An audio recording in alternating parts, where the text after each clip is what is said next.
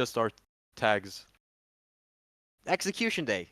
Wait, are there gonna be like more storytellers thing? Because it says like number 1. Yes, yes. Yeah. Perhaps. Visit Maxer and friend pilled. Is it Maxer and Fred Pilled? Happy visit. I'm a friend pill. We changed her name so people aren't confused. No. Friend I'm pilled. gonna be honest. No. With you. Are we live? Dex, No. come on. We have this clock. How will they not get it? It's literally me. Pink Slip is in chat. Are they? Go. Wait. Are we live? Oh yeah, we are. I think. I think the stream broke. We are, Wow. but the voices are Duplicate Hello. stream lagging what? and we're not present. It's just Happy and you. Which two? There's nothing. They killed us. Oh, it says it's live. Oh, it works. Which But it says stream sorry, is the off? voice It's on the not starting lagging, stream but screen. we're not present. It's Uh, I'll send a link to the stream that's up. In Oh Lounge chat. god. Yeah. Okay. Wow. Other stream doesn't start? We should. Yeah, kinda.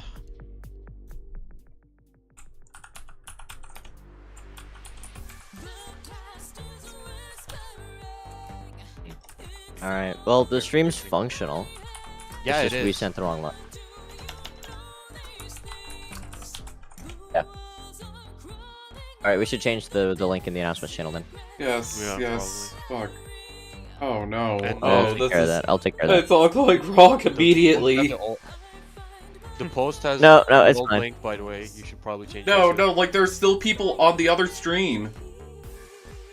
Yeah, that's because That's why we're gonna change it.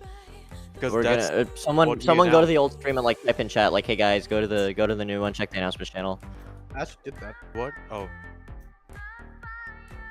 Okay.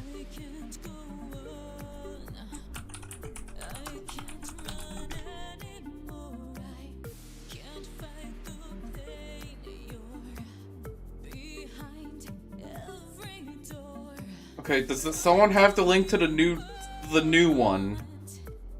yeah. I Allowing do. in I chat. pasted it in Okay. chat. Okay, I'm gonna have to upload this to the FNAF Twitter events thing. Oh no. I'm just telling Happy to edit the link, but I think Happy might have died. No, Happy's waiting on me. Oh. Okay. Great. So yeah, for while I was reading Magnum Opus, I was listening to Forbidden Nocturne with Alright. Alright. Also, for Bob, I should probably just switch this over to the talk thing.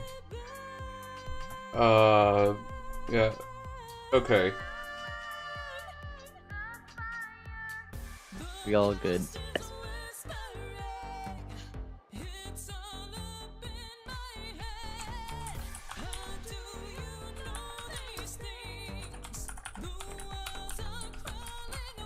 Behind the clocks. Wait, are we friend filled? Oh, Alright. Oh, I'm just Hell gonna leave yeah. it. I'm just gonna leave it here until we could like fix everything. I hope you like the music I have on. Everything's fixed. The NB paper sheet of the hour. Sick. Okay, now I gotta Technical join Happy and difficulties. yeah. Now I gotta like find Happy in Roblox.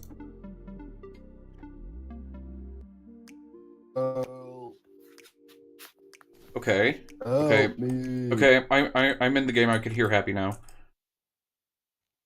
Happy can talk now. Wow. It's alive.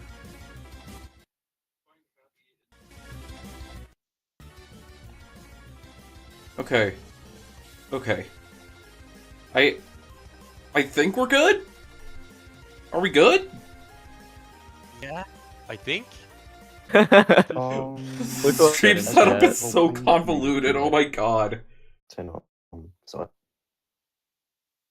The stream what? Why The is it stream laggy? setup is so Yeah. convoluted, oh my god. Why am I beautiful? I shall kill. Scary stream, yeah, scary stream indeed. This is the true Working horror out. of this Halloween stream is that my internet is dying as we speak. I am a zombie. Wait, are we gonna read the story through your YouTube stream? No, y'all can just get the PDF open on your end and then just get the PDF open on your end and then read from there. Where is the PDF? Happy, Oh. would you stop burping?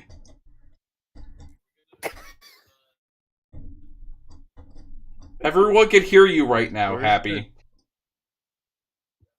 Yeah, I know. Okay, hello everybody. Welcome to the Storytellers stream. We had a lot of technical difficulties. Uma is like dead right now, apparently. I have no idea what's going on with him. But yeah, welcome to the stream. Say hello everybody. Yeah. Yeah. Hi guys. I'm AB's Yeehaw. Evil Club EA. Oh yeah, BA is here because we couldn't find the real BA. Or the real AB, sorry.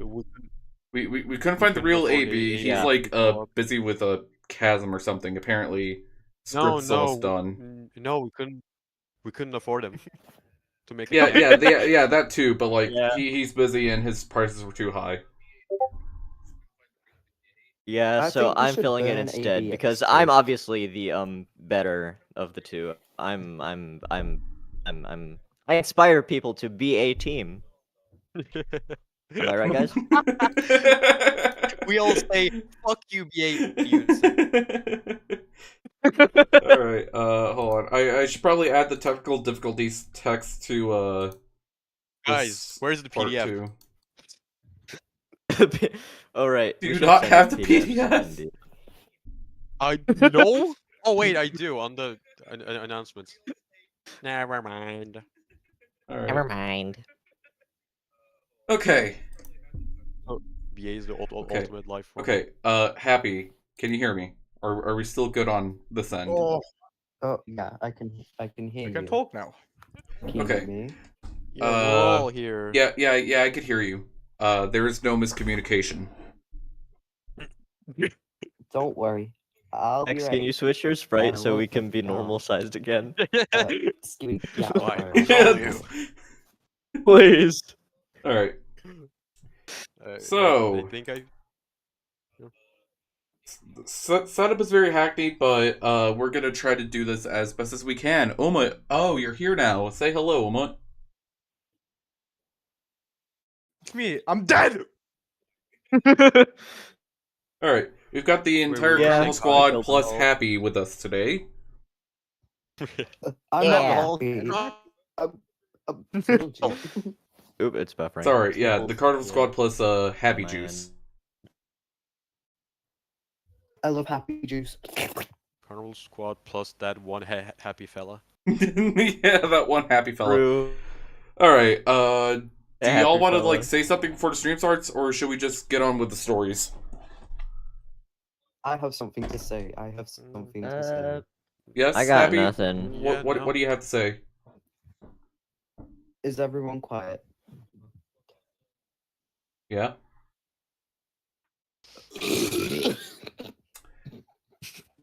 I want to say some very unkind things to you, Happy, which I am not allowed to say on YouTube, I think. or Roblox. Lol. Wah, wah. Lamau, even. Yeah. All right. Even. All right.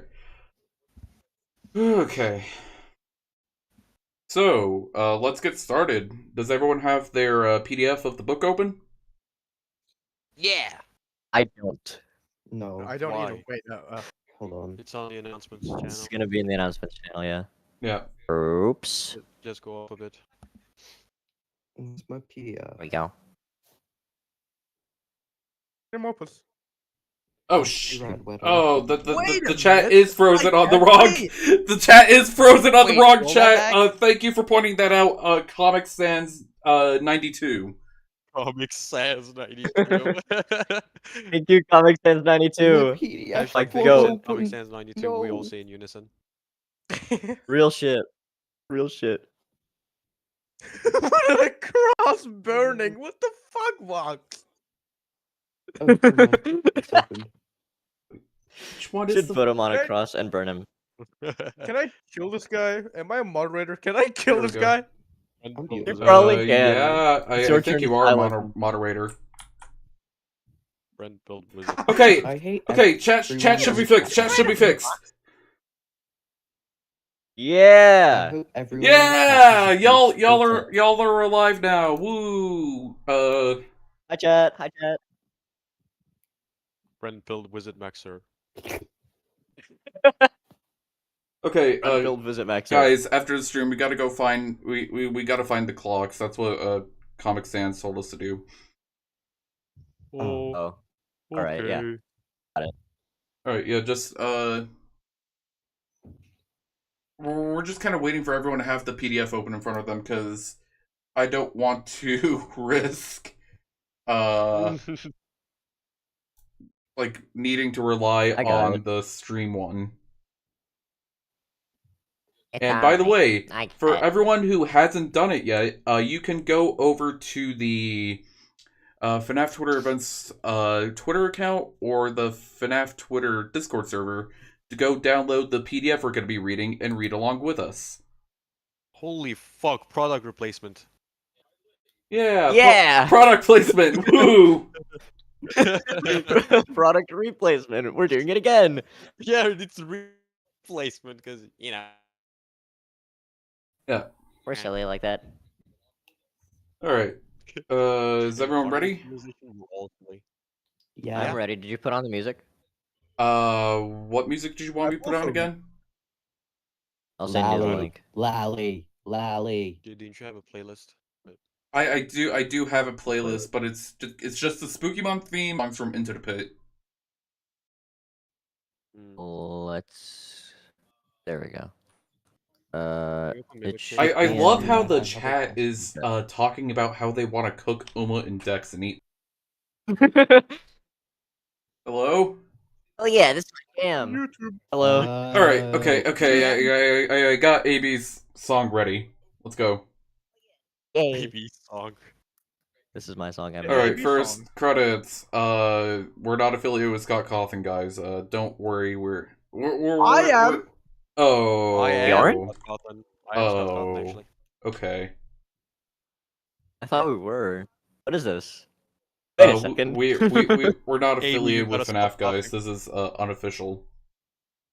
Oh. We're gonna be reading Magnum opus by Pink Paperslip first.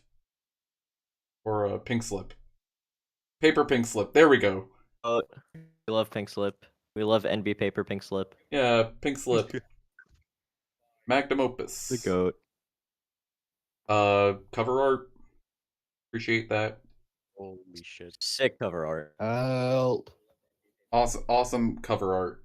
Hello, Happy. What do you need help with? Help. I hate the cover art. Just kidding.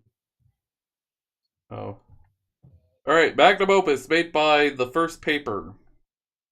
Who wants to read first? I don't mind. I mean, I think it should be Mm. you. Alright. Yeah, it should be you.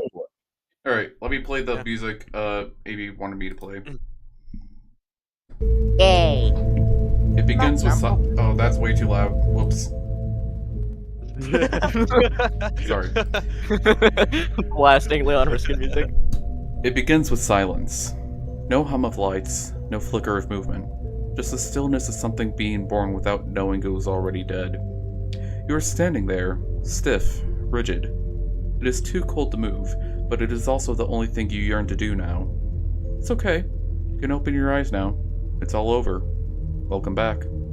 It feels as though you always stood like this, as part of the darkness that wraps itself around everything. You know nothing else but this moment, and even this moment feels like it belongs to someone else. There's weight, so much weight. Your chest is tight, creaking as if it will collapse inward at any moment, ribs pulling like tired hinges. Your limbs dangle from you, heavy and stubborn, as if they were tied to things you aren't allowed to witness. The chilling whistle of the air pierces through every part of your being, more than skin deep, into the flesh, the joints, the bones and beyond. The place you stand on looks old yet familiar, like damp wood and forgotten things. There's fabric brushing the edges of your vision, purple curtains, drooping and worn, the way a theater might look after its final show. The space behind the curtains is dark, so dark it feels like an ocean you could drown in. The crack between them spills only the faintest sliver of gray light, just enough to see the outlines of things you can see but can't quite describe. You stand there, waiting, though you are not sure what for. This isn't right. Something is wrong. Wrong in a way that runs deeper than words, deeper than you can say or think. Your mind twists around it, grasping in fleeting notions that scatter like smoke. Were you always here? Have you always been this? Is this what you are? Or were you something before? The question's only knot tighter inside your head, twisting painfully, making your chest creak louder with each movement you think too hard. The weight grows unbearable, pressing down, crushing you from the inside out. You try to remember what it was like to not to stand, not to feel this cold, not to be bound to a body that isn't yours. But nothing comes to mind. You don't know what you are, and the longer you try to grasp it, the more your mind splinters under the weight of it. Panic creeps up like rust through metal, slow, corrosive, inescapable. Your thoughts blur into one another until they feel jagged and wrong, as if your brain is made of gears grinding against each other, piercing through itself in ways that you aren't supposed to feel. Even your own thoughts are leaving you behind. Somewhere deep inside, the pressure builds, something clawing at you, desperate to escape. And then you see him. He is standing there, a small boy watching you through the narrow crack between the curtains. His face is pale under the dim light, just enough for you to see white pits he had for eyes and his small lips tightly parted away. He isn't afraid, just curious, like any child peering into a forbidden place he knows he shouldn't be. Your mind stalls upon the notion. You know this boy, don't you? Something about him feels familiar, more than familiar. He stands there for what feels like forever, your gaze never leaving his. Then, without a word, he turns and fades back into the darkness beyond. A strange pull stirs inside you, subtle but insistent, like an itch you can't reach. You don't know why, but you feel it, the urge, deep and low, to follow him. An alien instinct tells you to do it. Something is about to happen to him, and you are the only one who can stop it. Stop what? It doesn't make sense, yet somehow it feels right. Or, if not right, at least unavoidable. You don't have to follow the boy. You could stay right here, couldn't you? Stand forever in the dark, waiting for nothing at all. But the pull is stronger than that. One heavy step at a time, your body jerks forward and fits and starts like a wounded animal making its way through an uncaring forest. It doesn't feel like a choice, but if you tell yourself it is, just this once, the only thing left for you to do is follow, after all. Somewhere deep inside, you want to scream. Anyone else want to take over, or should I keep reading? I think we should switch every section with the stars. Alright. Wait, I don't mind. I think I asked you to keep reading. I Alright. don't mind either. Okay. So who's reading? You? Alright, cool. You. Rain on pavement. That's the first thing he notices. Slick tiles, slippery, as memories he'd rather forget. His boots hit the ground in heavy steps, one after the other after the other. Thud, thud, thud. like counting down to something, or someone. Once I'm in, he thinks to himself, I'll find what they buried. A bus rolls by, headlights sweeping past storefronts. Reflections of mannequins blur on the glass, lifeless, posed like the way he found her that night. I can't do this anymore, Daniel. She had her hands on her suitcase when she said it. Or maybe it was after. He can't quite remember at this point. The details slide out of reach, rearranging themselves, slippery as the wet stones. Thud, thud, thud. She took the suitcase. She took everything. Even the photo albums. The last picture of him. Him. You have to find him. Someone bolts into him on the street. Sharp elbow, mumbled apology, and it jolts Daniel back to that wet night 10 years ago, at the place where everything went wrong. I swear he was calling to me one moment, and then... His throat tightens. A kid's voice calling out. No, not him. Just a boy across the road tugging on his father's sleeve for more ice cream. The man buys the cone without thinking. Daniel's fists clench and looks away. Thud, thud, thud. The cold air stings. His scarf is missing. No, not missing. Sold. Along with the TV, the couch, the wedding china, things you don't think about until they're gone. If I find him, maybe she'll come back. If I could just explain. But he knows that's a lie. He's gone just like the rest of it all. Just like him. He stops at a crossing.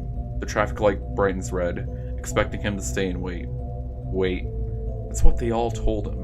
Wait for the investigation to conclude. Wait for the missing flyers to yield a lead. Wait until we call you. But they never did. Not even when they found his shoe laying in a corner of that rotten place. His fists loosen. Another block down. He's getting close. The city hums at this hour, alive with the restless kind. Late-night workers, drunks, people with too much on their minds. People who should be resting. A shop window catches his eye. A rack of children's shoes, brightly colored. All too small. What if I had just held him tighter? He walks faster now, almost there. After so long, he's finally getting in. He got the job after all. I'll stay in the office all night and look through every tape. They can't be gone. Not all of them. His heart bumps against his chest as he gets a glimpse of the building ahead. Thud, thud, thud. A place stands before him, squat and indifferent as if it wasn't the tomb that sealed it all away from him. His gaze hovers at the sign above, the letters shining as bright as they did all those years ago. Anchored to that date, just like he was. He reaches for the door handle. If I find him, maybe I'll sleep again. Maybe. Maybe something will come back. I'm going to find you, my little boy. My beautiful son. But he knows better than what he lets on himself. He knows some things don't come back. Doors, once opened, don't close. The sign flickers as he steps in, but the words stay bright. Welcome to Freddy Fazbear's Pizza.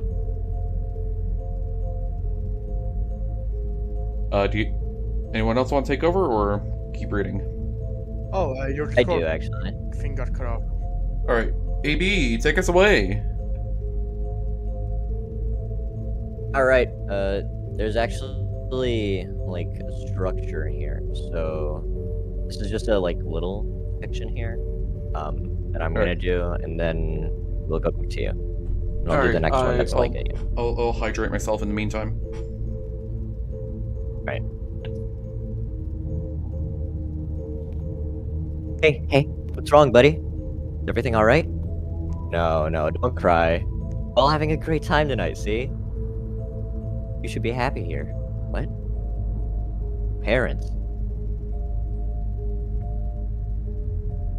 Though, you know? Yeah, really. I mean it. Grown-ups can be so sick sometimes. They fight for all types of things. But you're a strong little man, aren't you? There. Feeling better? That's more like it. Now, where did you say they were? Oh, you don't know. And spot them from here? I see. How about we wait for them? Yeah, I'll stay. Here, take my hand, little one. Your good old pal Spring Bonnie can wait with you until they come. The boy doesn't glance back. Fire. His eyes fix ahead, deep into the suffocating dark, as if you weren't trailing behind him at all. Maybe he doesn't know you're there. Maybe no one does. Not even you. Each step grinds against your insides, gears clashing in awkward rhythms, as if your body doesn't quite understand how to move anymore. The joints squeal with every shift, shrieking metal on metal. It shouldn't hurt, but it does. It shouldn't feel like anything at all, yet every step gnaws at you from the inside, biting deeper into places you can't name. You try to push it all away, bury the pain beneath the pole. The boy is ahead of you, and that is all that matters. There's a flicker of something familiar in this place, but the thought slips your fingers before you can hold on. The hallway stretches on long and narrow. Its walls cluttered with posters, half torn and faded, faces smiling at you with bright, vacant eyes. But their smiles aren't kind. They sneer from the paper, mocking you. Mocking your fake limbs, heavy as iron weights. Mocking the sound of your chest grinding itself apart with every aching step. Mocking your whole, wretched self for being here. Mocking you for being the weak thing you are. You think, no, you know, you've been here before, haven't you? There's a strange taste in your mind, bitter, like the aftertaste of a forgotten dream. But the deeper you search, the less you find in return. There's nothing but pain awaiting where the answer should be. The boy slows. He drags his feet, step by step, as though whatever pull was guiding him is starting to slip away. And then, he stops. Right there, in the middle of the dark. You freeze too, as if your gears have locked in place, waiting. Then the boy cries. The sound isn't loud. It's small and soft, the way children cry when they think no one is watching. A quiet, private sort of grief that feels like a splinter sliding under all your layers of skin. The noise scrapes against something in your chest, a dull sensation stirring beneath the cold. Out of the shadows ahead, someone appears. A shape, blurred and strange. A man, draped in deep purples, with two long ears perched on top of his head. He moves towards the boy with slow, deliberate steps, his silhouette flickering at the edges like a fading photograph. The man kneels beside the boy and takes his hand, whispering something you can't hear. Whatever he says, it makes the boy's tears stop. Together, they stand. Several moments pass until they walk towards the door just next to them, hand in hand, moving with eerie calm, like performers on a stage, rehearsing mechanical. You take a step forward, just one, and the pull inside you tightens. When you reach the door you can't follow. Something beyond your sight holds you back, pressing you into place with the weight on your chest. You try again. Your gears whir and creak as you lurch forward, but it's useless. You can only stand there, staring at the doorway, watching them disappear inside. But then the man looks at you. His head turns slowly, until his eyes are locked onto yours as he grins. That smile spread across his face, wide and sharp, and suddenly the cold inside you stabs deeper, twisting through your very being. That smile. Oh, that smile. It's not the first time you've seen it, is it? But where? Your thoughts scatter into dust as the man, still smiling, places his hands on the boy's small neck. He doesn't rush. He doesn't fight. He just squeezes. The boy's body jerks once, then goes limp in the man's hands, and something inside you breaks. The cold spreads like a crack through ice, shooting into every joint, every screw, every gear. Your chest howls, grinding, screeching as your entire body convulses, ears thrashing like caged animals. You don't know what's happening, but it burns. It burns like you're being torn from the inside out. And for the first time, you make a sound. A scream claws its way out of you, sharp and shrill, tearing from whatever it is that passes for a throat. It's not human, it's not anything, but it shakes the walls, rattling the steel frame of the door. You lunge forward, driven by nothing but that scream. You don't know what you'll do if you reach the man, but you have to reach him. You have to stop this. The door slams shut in your face. You pound against the metals, fists slamming with a force that makes your arms groan in protest, but the door holds firm. You scream again, wild and desperate, the sound ramming against the wall of this prison. There's a small window next to the door, just big enough to see through. You press the hollow carcass you had for a head against the glass, peering inside. The room is glowing now, a blinding, brilliant light flooding every corner, surging through your mind into wildfire. The agony becomes too much. You wrench away from the window, the burning light searing every inch of you. It's unbearable, like being ripped apart and set aflame all at once. Then it's gone. In a blink, you're back where you started. Back on the stage. The curtains are still drawn, the air is still thick with dust and silence, but your body trembles with aftershocks of something you can't name, gears clicking, whirring as if they're still catching up. The pain is still there, sharp and gnawing, but the grief is gone. So is the confusion. All that's left is rage. You failed. You couldn't stop it and you failed. But there's still something you can do about it, isn't it? You were going to kill that man. Hell yeah. Raw. Do you want to take over AB again, or?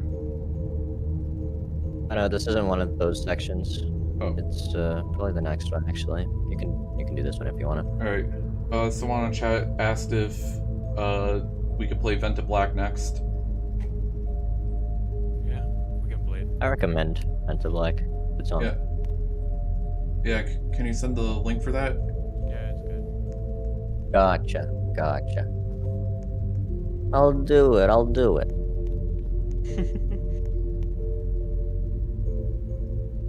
And my brother Luigi. Oh, hi. Oh. There it is. You can have it. Alright. You Vent to dare. Black. Oh, there's ad breaks into this. Awesome. Oh. Daniel's footsteps echo as he Wonderful. moves through the halls. Empty. Dark. Everything has been gutted. The once bustling corridors now sterile. A mausoleum of shattered childhoods. His childhood.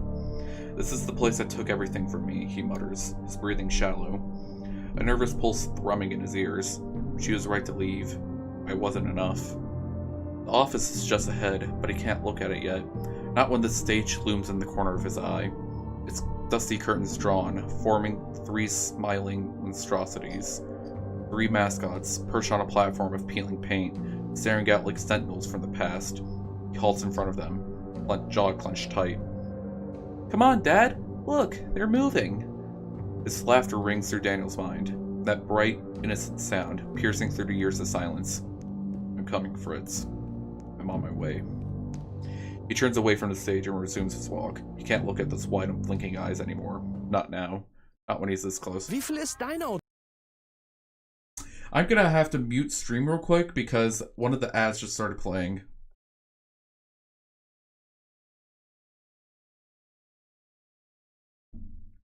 Okay, let's continue. Might take it back. I hate ads. The security office is a small, cramped room. Flickering monitors line the walls along with posters and pictures, but he ignores them all. His gaze falls on the desks, searching through the drawers, papers, empty coffee cups, meaningless junk. But there, shelved to the back, a roll of old VHS tapes await. Jackpot. His hands tremble as he pulls them out one by one, squinting at the faded labels. August 14th, 1985. July 16th, 1985. July 20th, 1985. No, none of them matter. None of them hold what he's looking for. He rifles through them frantically. Where is it? July 25th, 1985. Where is it? It's gone. But it has to be here, damn it. It has to... But it isn't. He sits back, slumping in the chair, his eyes fixed on the tape scattered across the desk. Am I too late? The room falls colder, the stale air presses down, thick and heavy. He's about to get up, he's about to keep searching somewhere else when he hears it. Thud, thud, thud. He freezes. Slowly, his eyes lift to the door. Something is standing there, tall, broken. A machine. A fox. Its eyes, empty and dull, seem to flicker in the dim light as its head twitches to the side. Once. Twice. Its body jerks unnaturally, like a puppet pulled by invisible strings. Daniel's heart stutters, pounding in his chest. It's just malfunctioning. It's just a machine. But there's something else. Something alive beneath the plastic fur. Something lurking behind those dead eyes. Something that hates. The fox's mouth opens. A scream, metallic, jagged, tears through the air, sending a jolt of terror down his spine. It lurches forward, its hook outstretched to claim its life. Daniel reacts before he can think. He slams his hand down on the button. The steel door screeches shut just as the fox throws itself at him. A deafening bang echoes as its fists pound against the metal. Thud, thud, thud. He stumbles back, his breath ragged, eyes darting between the door and the security monitors. The fox is still out there, slamming its fist with mechanical rage. What is this place? His mind races, pieces of the past rushing back to him, disjointed and frayed. Is this how they punish me? For trying to find him? For asking too many questions? The relentless pounding shakes the walls. The lights flicker above him. Sarah, the love of my life. Fritz, my son. Their faces overlapping in his mind. Her anger, his laughter. He should have been better. He shouldn't have been fighting with her that night. He shouldn't have let her boy run ahead. He remembers. His life is on the line, but he can't help but remember. The bitterness in their voices swallowed the boy's excited shouts as if he faded into the place. As he faded out of his life. If I had been watching, if I had held his hand just a little tighter. He can't lose now. Not after everything. I didn't come this far just to die. His eyes land on a flashlight. Desperation surges through him, and he grabs it, stumbling towards the small window next to the steel door. He flicks it on, the beam cutting through the darkness. It lands on the fox's face, blinding it for a moment. The machine lets out another horrid screech, stumbling back, its arms jerking wildly. And then, silence. Fox's head lowers, twitching once, twice, before its movements slow, then stop. The creature slumps forward, lifeless, like a corpse. A walking, reanimated corpse. Thud, thud, thud. Daniel breathes out shakily. He thinks of Fritz again, of how his son's eyes would light up every single time he saw the fox mascot. He's so cool, Dad. So brave and strong. I want to be just like him. He swallows the lump in his throat, gripping the flashlight tighter. I should have been better. But just as the relief starts to sink in, the fox... Hey, clutch. God! Advertisements.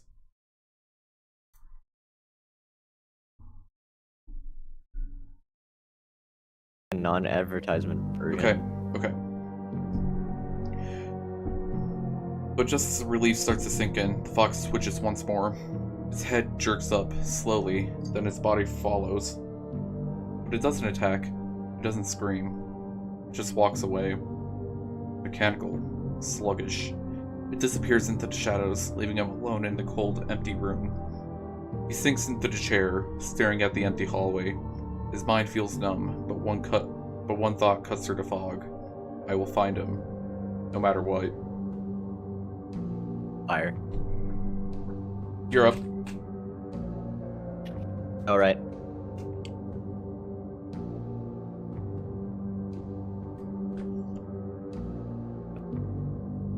Like it. Oh, you sure are different from the rest, are ya? As soon as I put my hand around their necks, they all fell. Weak. All. But you? You're strong. Fighter. Special, that's what you are. Hey, how about this?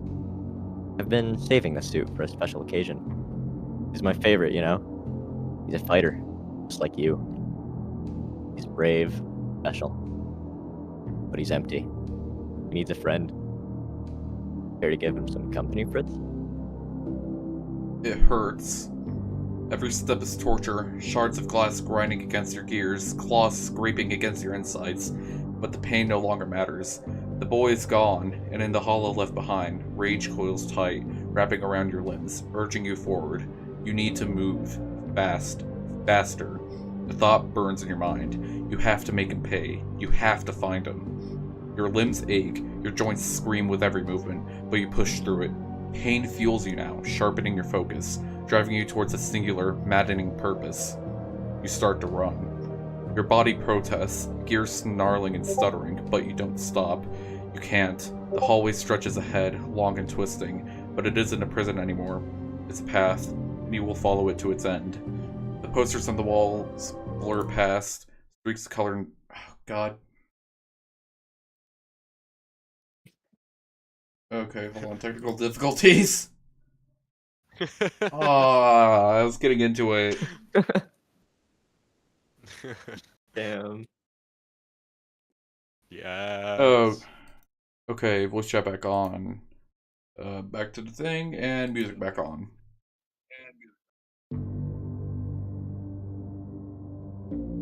Their sneering faces no longer mock. They seem to cheer you on now. silently approving of the rage bubbling beneath your metal carcass. It's as if they've always known this is you and what you're meant to be. Then ahead of you, the door appears. It's open. Before the thought can fully form, your legs move on their own, and once you're inside, you find yourself launching over the man without hesitation, without fear. He doesn't even react, doesn't have time to. Your hook drives straight through his chest, the metal piercing flesh with a sickening crush. His eyes meet yours for a brief moment, just a second, but it stretches into an eternity. In that moment, you see something flicker across his face. Recognition. He knows you.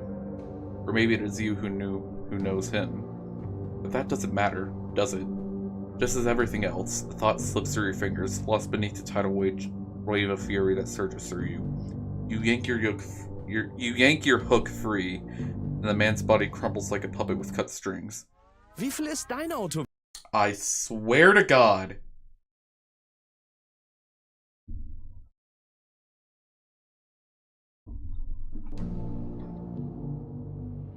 His weight is nothing in your hands, limp, empty. You grab him. You are strong. Your fingers clamp around his arm, dragging him across the floor with a strength you didn't know you had. His head knocks against the tiles, leaving red smears in its wake, but you don't care. You're going somewhere. You don't know why, but for one, you don't care. It feels right. It feels right, doesn't it? There's a room, somewhere deep in the recesses of this place, and in that room, there's nothing but agony awaiting him. It's not a thought. It's a certainty. Your joints groan, your gears grind. It hurts, but you pay no mind.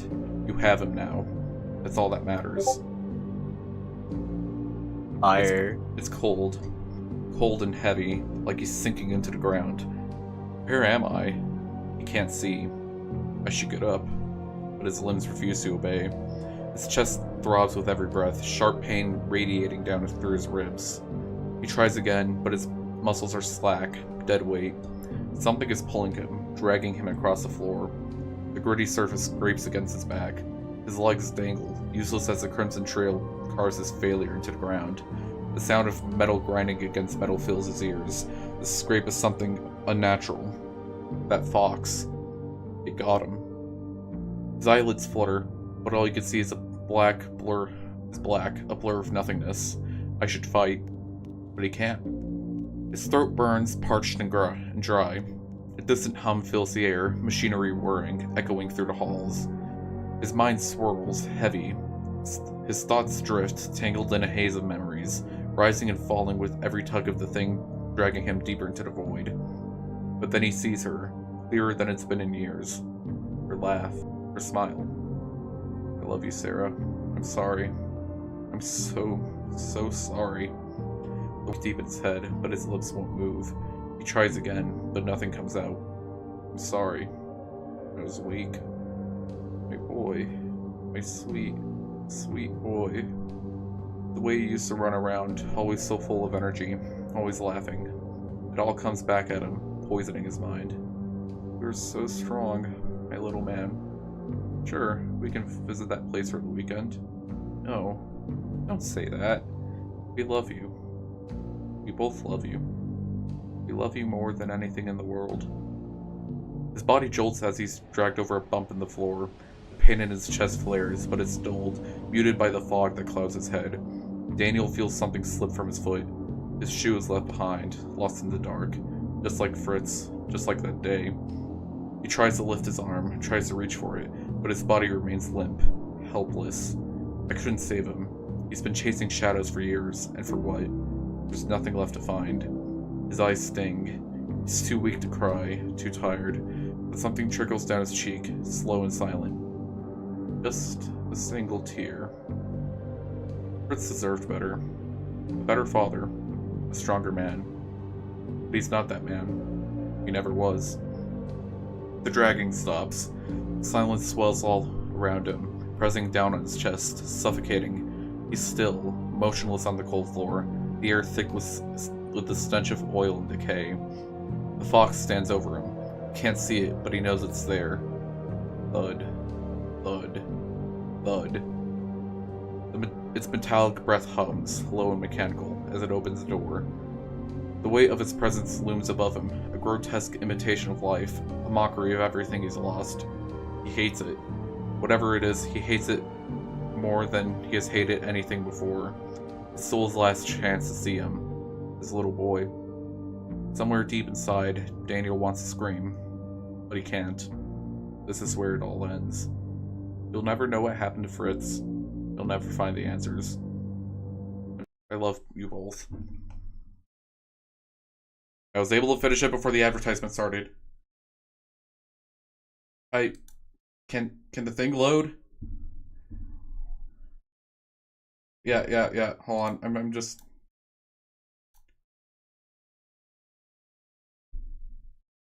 All right. God. All right. Happy's taking a quick break.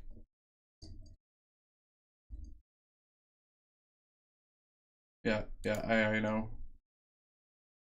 Yeah.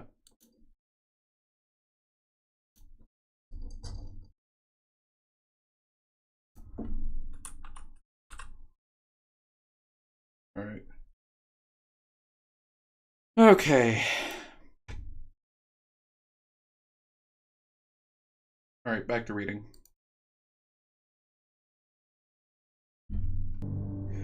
The man is no more, reduced to a red mucus coming out from the hollow eye sockets. Thick, sluggish droplets sliding down his face. But it's not him. It's something else now. Husk. A mess of red and fabric and something that feels horribly wrong. You should feel good, shouldn't you? Relieved. Calm. The rage should have drained out of you, leaving peace in its place, but it hasn't. As it sank deep into your false bones. It isn't over just yet. Your chest tightens, gears straining under a weight you can't name. The cold inside you deepens, and with every passing second, it spreads. It feels as though the walls are closing in, as if something is about to... A sound breaks the silence. Laughter.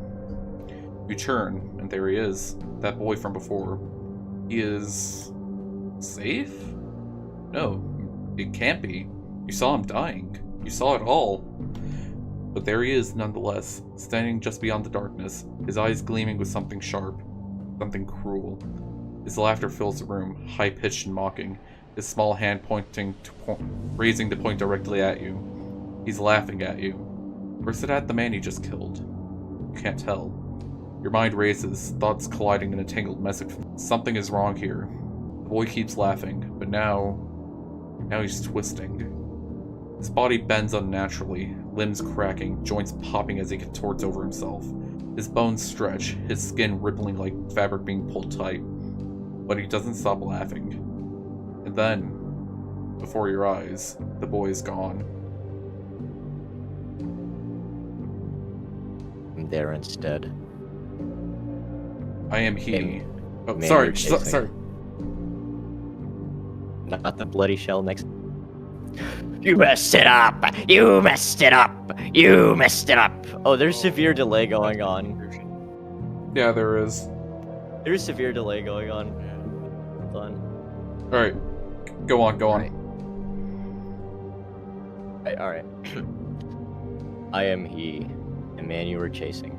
Not the bloody shell next to you. No. I am the one you saw before. The shadow with the bunny ears, remember? Of course you remember. You've always been special, after all. What? What's the matter? Oh, don't tell me. You poor thing, you thought you'd be free, didn't you? That's hilarious, you know? For someone as feisty and stubborn as you, I expected less compliance. But no, you followed all the breadcrumbs I left for you. You killed, just like I wanted. My little Fritz did as I told, even if he had to prune down the family tree to do so. That's why I always liked you the most. You're strong. You're a fighter. Not like this excuse for a father right here. It doesn't matter now. He's gone. Just like you. So thank you, Fritz. Thank you for being the best experiment I could have asked for. Obedient, yet strong. Scared, yet brave. Alone. always with me. My perfect monster. My magnum opus. Worry not, though. This little chat of ours won't stain this thing we have. When the lights come back, it'll be reset. Back to the stage. Back to me. I leave then, fading into the shadows as my words sink inside you, beyond you. You want to run. You want to run? You want to scream. Somehow. Alright, sorry. Oh no, this is your part. You want to cry. You want to stay with your parents. You want to be back on that night. You want to be back home. You want to hug them. You want to sleep. You want to breathe. You want to be something. But you can't. All you can do is wait. It begins with silence. No hum of lights, no flicker of movement. Just the stillness of something being born without knowing it was already dead. You are standing there, stiff, rigid. It's too cold to move, but it's the only thing you yearn to do now. It's okay. You can open your eyes now. It's all over. Welcome back. What a story! Goddamn! Fire writing give. Flames! Flames! Flame writing gif. Awesome. So fucking good. Real. So fucking good. Real. I returned. We finished Hello. the story. We finished the story. Oh, Yeah. Yeah. oh, the Magnum. Stories. Oh, that's the ignited mascot. Magnum. The mascot has been ignited. Oh, hello guys. Magnum. Hello. Ooh. Oh, bro. Insane fucking story. Pink Slip, oh my god, you cooked. I would give you money if I could. I want to give you money. I'm gonna give you money. Real money, bucks that you can spend. Yes. Yes. In real Alright. life. I'm gonna come to your house and give you money. Yeah. Alright, who wants to be the narrator of In Loving Memory? I kinda want to, but I feel like I'm gonna stutter a lot. Get out. If you ever want to switch, you can just So tell that- someone else to pick up. Yeah, okay. Alright, so Dex is narrating? Yeah. I think. Sick. Yeah, Alright, okay. cool. Right, we're starting, Just right? yeah, just tell me when you're ready. Alright. Okay, I'm starting it. Sierra picked out a long freckle on her song. On what music should we play for this? She listened to the idols. Dex? Dex? For B-side. Dex? For one, you're lagging. For two, what music should we play? Oh, I don't think I'm lagging. You're lagging. I'm not lagging, you're lagging. You're lagging. I'm not crying. You're crying. Yeah, but what music should we play? Snap goes the final chord. Ooh, good one. Ooh. Good one. Yeah. Someone send that into the chat. Sure. Gotcha. Oh, me just- alright. Alright, so you're gonna do it, huh? You're stealing my job. Yeah, huh? I will do it. Alright. Someone send Fuck the you! extended I'm version. evil AD. You. The extended The version, extended yeah, version? that I can do. 10 Yeah. hours. 10 hours. Yeah. Snap Awesome. goes the final. Fire writing GIF.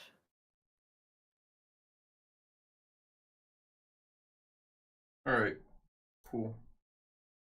Schenkt Gebrauchtem. And it's another German ad. Yes, yes, Eve, I am German. How can you tell?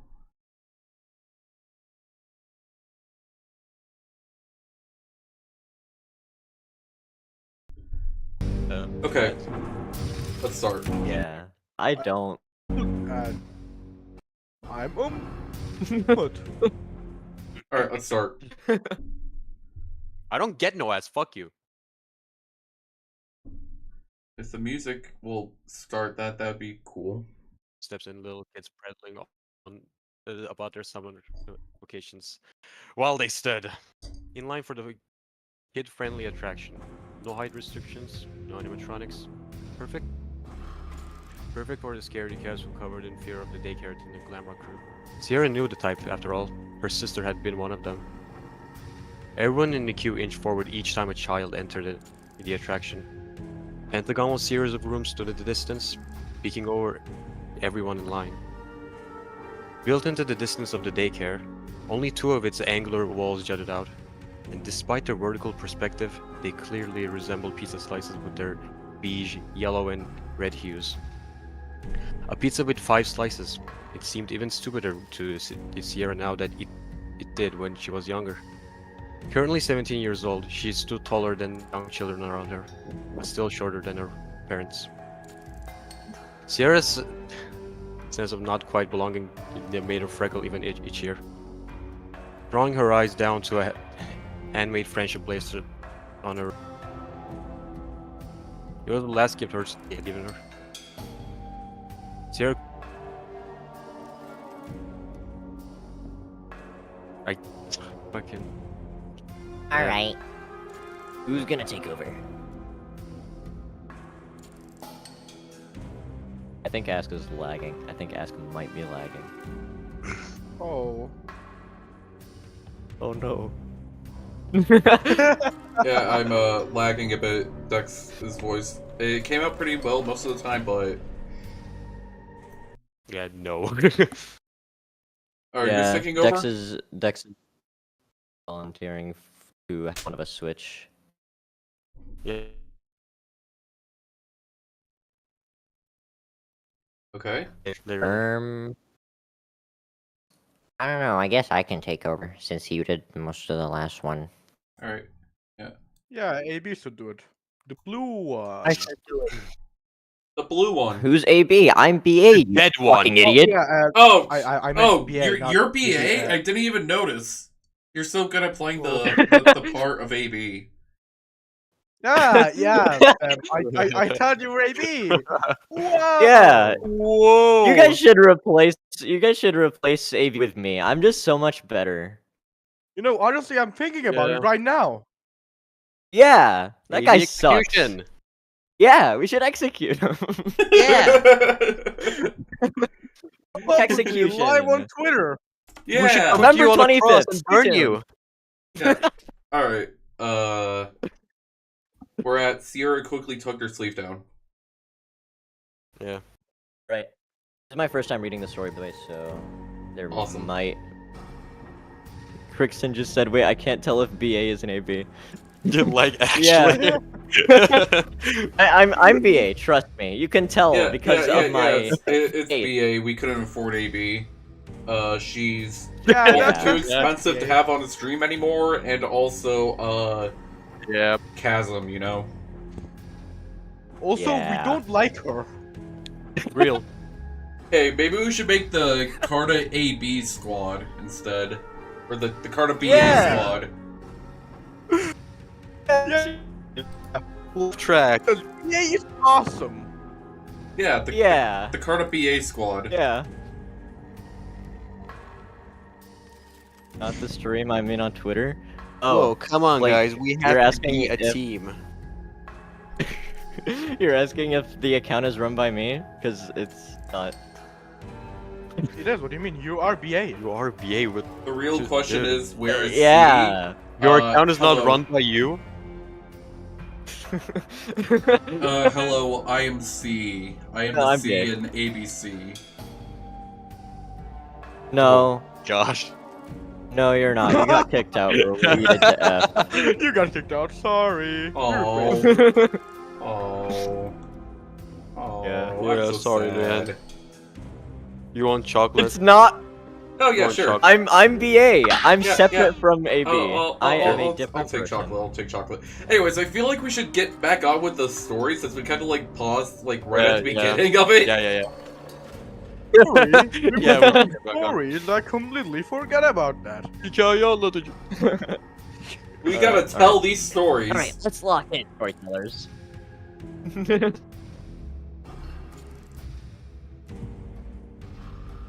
Where were we?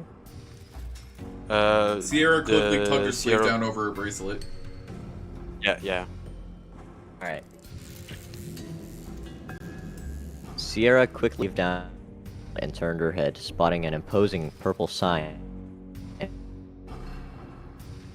with a cursive tagline for mature riders underneath it. Relive your happiest memories. Rather than take the ride's promise seriously, Sierra frowned. She wouldn't be here if it hadn't been for her recent dreams. She kept seeing Maggie, as young and cute as she was the last time they had been together. Sierra had called Dr. Park earlier this morning, pleading with him to understand that she had to come here. She had to go back to the place where it happened. Dr. Park's leading question rang in her mind as the line moved forward again, briefly drawing Sierra's mind back to the present. Are you sure you're ready to face that? At the time, a yes came out so easily. Now her stomach twisted itself into a tight knot. If Mom and Dad knew Sierra was here, they'd think she'd need to double her hours with Dr. Park. Again. Not that they were willing to try therapy for themselves. When Sierra stepped up to the front of the line, she noticed a plain sign next to the entrance, which had eluded her the first time she stood in this exact spot. Back then, she'd been so focused on listening to Maggie that the disclaimer had simply blended into the background. Despite the small text, it served as the standard seizure warning due to potential strobing lights, with potential being the operative word. Years ago, Maggie had come out of the ride telling Sierra she'd seen family vacations and their mom reading her bedtime stories. Sierra had relived her first sleepover. Somehow, the rider's experience seemed to differ for everyone. A smiling child pranced out of the ride's exit, and a bored teen at the ride's controls gestured for Sierra to enter next. With a few hesitant steps, she slunk into the darkness of the ride's room. She swallowed, and the door behind her slammed shut, leaving her in an eerie silence. Then, a faint humming, no louder than wires on a humid summer night, began to sizzle. The room gradually brightened as the air rippled as the hum developed into an irritating buzz. Sierra clapped her hands to her ears as the sound grew headache-inducing. Knot in Sierra's stomach churned into nausea, and she just wanted to scream out in pain. Everything stopped. The noise faded into the far reaches of her mind. Sierra found herself in her parents' bedroom. Their plush green carpet hugged her small feet as she stood beside the door, staring at a crib. Her mom, who never had disheveled air for that precise moment, sat on the edge of her bed, cooing down at a pile of pink blankets. After a moment, Sierra's mother looked up at her with a tired yet soft smile. "Come meet your baby sister." Sierra nodded and patted across the room. Butterfly danced in her chest. She had told all her friends at day camp that she was going to be a big sister soon, and even drew a picture of her new family during crafts, in fullest extent of her, which but now, sister. She'd never been one of those before. Now beside her mother, Sierra swallowed hard and glanced down at the newborn baby. As she took in her new sister, her expectations conflicted with reality. Sierra had thought the baby would be beautiful like her mother, or strong like her father. But the baby staring back at her was a chubby thing that let out the occasional whine, one which sounded like it was determined to precede a wail. Oops. "Are you sure the stork brought the right one?" Sierra asked with quiet uncertainty. Mother laughed and gently rocked the baby. "Her name is Maggie." Sierra stared down at the tiny baby nestled in her pink onesie with a bunny pattern print. The baby let out a soft gurgle as she stared up at her sister with the biggest eyes Sierra had ever seen. "Maggie?" Sierra smiled softly. Somehow the name just fit the innocent little girl in her mother's arms. "Wouldn't you like to hold her?" Sierra nodded and climbed up onto the bed. In her haste, she crawled to her mother on her hands and knees and stopped. Sierra's mother turned to face her. "Support her head, just like this." Her mother shifted her arms indicatively for Sierra to... As soon as Sierra's arms were in position, her mother gently handed her the warm bundle of blankets, and baby Maggie let out a happy gurgle that sounded like an attempt at a curious question. The room rippled again, turning misty, as if to conceal the vision that had just faded. The curved path leading up and to the left became clear in the hazy room. Unbeknownst to her until that precise moment, damp tracks had formed on Sierra's cheeks. Wiping her tears on the sleeve of her shirt, Sierra nearly stepped off the path. The sound in her room became deafening, and she gently bumped into a solid wall. The door behind her had closed, after the only way through. Sierra's heavy footsteps echoed on the white and black linoleum tiles. Remembering the heft of little Maggie in those blankets had reduced the weight in her heart to that of a feather. The soothing vulnerability of letting herself remember that day provided all the motivation she needed to carry herself into the next room on autopilot. Just like before, the dark room brightened up, and that same ear-splitting hum filled the room. Once again, the room settled. Maggie sat at the breakfast table, stirring her fruity cereal like a soup. The sugary, globular bites had long since become soggy, unrecognizable shapes. The empty cereal box sat knocked over on the table, its rabbit mascot grinning up at Sierra with a cartoony smile that looked a lot creepier than it did cute. Not hungry? Sierra stood beside Maggie, packing a turkey and cheese sandwich into her vintage cheese box. Animatronic's familiar "let's eat" catchphrase. Maggie glared at her older sister. I don't want... What? You literally haven't stopped talking about how excited you've been for months. She plopped down on the empty chair next to her sister. Maggie jabbed at her cereal with her spoon, splashing droplets of milk on the granite countertop. You said school's scary and everyone's mean, so I'm not going. Sierra bit her lip, remembering that exact remark. Yes, she had said it, but it was only because Maggie wouldn't shut up about how much fun school was going to be, while Sierra couldn't think of anything she disliked more than writing essays in ugly, shaky cursive and agonizing over math problems every night. With a sigh, she rested her hand on Maggie's shoulder. I didn't mean it, Mags, she whispered. Maggie shifted away from Sierra's touch. Her trademark pout communicated more than words ever could. Seriously, Sierra leaned closer to Maggie. You're gonna make lots of friends. And you have Mrs. Sophie this year, right? She was really nice to me. Maggie's faintest trace of curiosity furrowing her brow. Really? Sierra smiled and nodded. Yeah, she's fun. She'll teach you lots of songs, even one about counting to 100. Maggie's 100? Back. And good first day. We can probably get Mom and Dad to take us out for ice cream. We've always gone out after my first day of school. Now that you're gonna be with me, I bet we'll get hot fudge sundaes if we really want to, all because of you. Smile quickly tugged at the corners of Maggie's lips. I'm gonna get chocolate ice cream with rainbow sprinkles. Sierra laughed at her sister's sudden personality shift. Maggie's signature cheeriness had a contagious quality to it. You have to go to school first. Maggie jumped out of her chair and ran upstairs, calling out for their mom, undoubtedly ready to ask about ice cream. By the time her voice faded, the air rippled out once again, and the memory vanished. They were out of chocolate ice cream, Sierra whispered into the now foggy room. But Maggie didn't mind nearly as much as I did.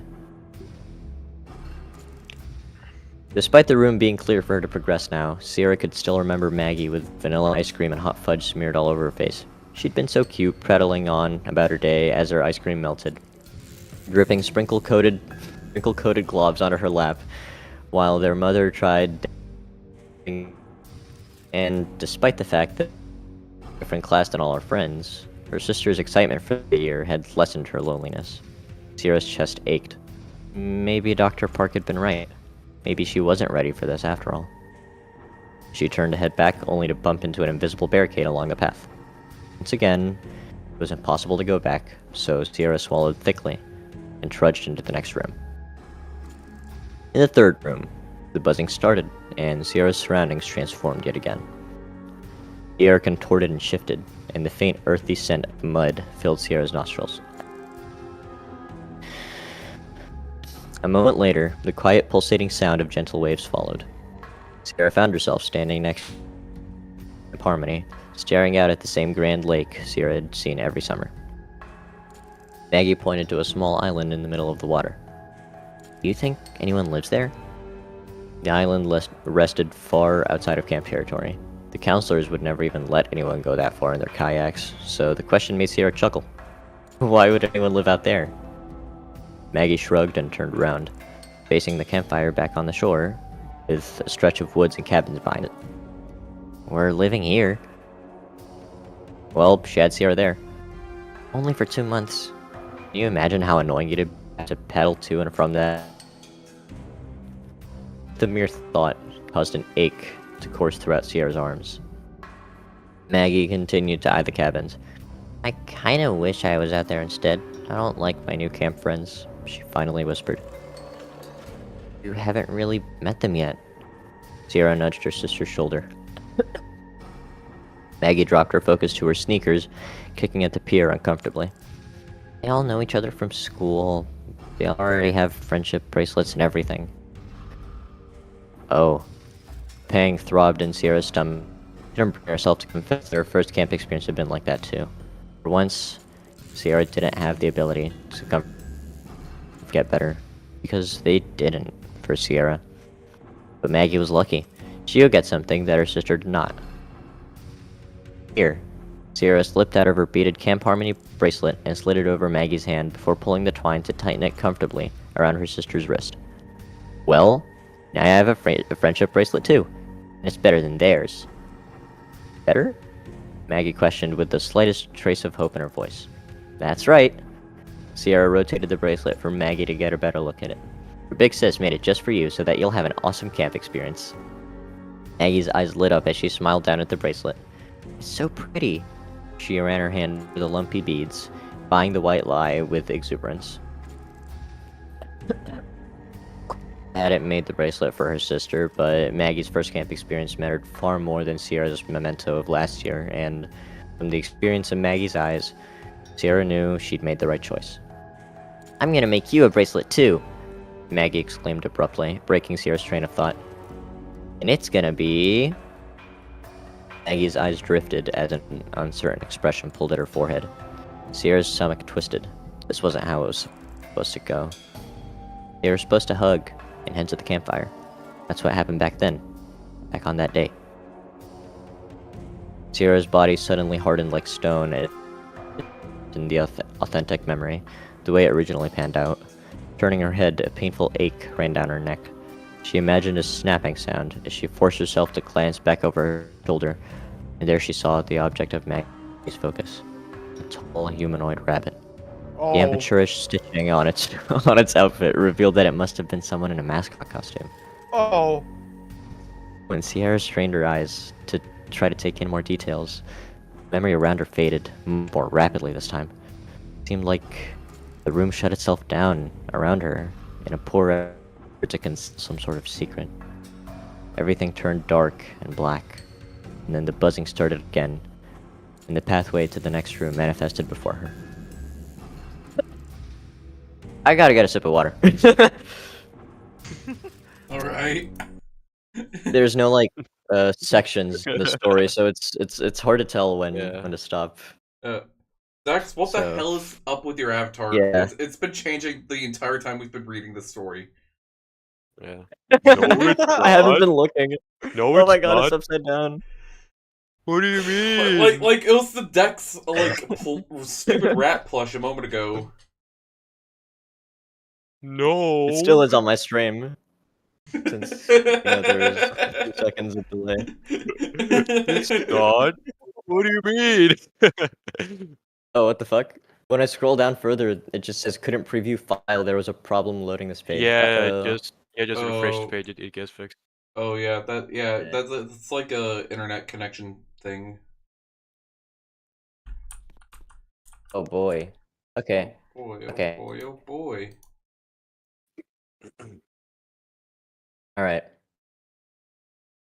Yeah, I'm gonna have me. So just Yeah. One moment. it. I'll be right back. We'll be back. We'll be We'll be right back back. after this message. Can you add a song The what? The what song? and add song? You know, like an elevator music. Oh, I one- had just the thing, but the then I one where you realized put the you on person who made it hold on phone. does like AI stuff. Hold on. Oh, fuck. I had elevator Shit. music in mind, but it was generated with AI. What about the doors elevator sound? Everyone Alright, should watch me here we play go. Ultra Kill instead. There we go. No! I got music on. Sisyphus. Hell yeah. Visit.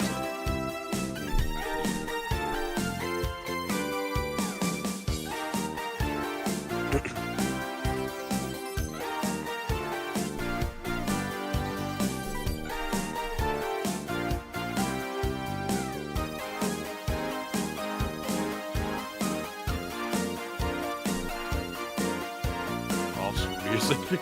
Yeah, awesome music. Hello, storytellers. Okay, NBA. we're back. Yeah, good luck. We're back. We're You know- back. you We're know- back. Awesome. Some- you know- BA is back. I'm Yeah. BA. Yeah, You- BA's back. Yay, fuck you! Hold on, it's gonna Oh. take a second for everyone Oh. to pop back in. Yeah. All my friends are gone. All my friends are gone. I'm so No. sad. Did I not do the? They're all dead. Did I forget to do the refresh browser? Oh, there we go. Hold on. Oh, what? Okay. No, my Everyone gets a heart internet's... attack while reading the end. Where the hell are Yeah. you guys?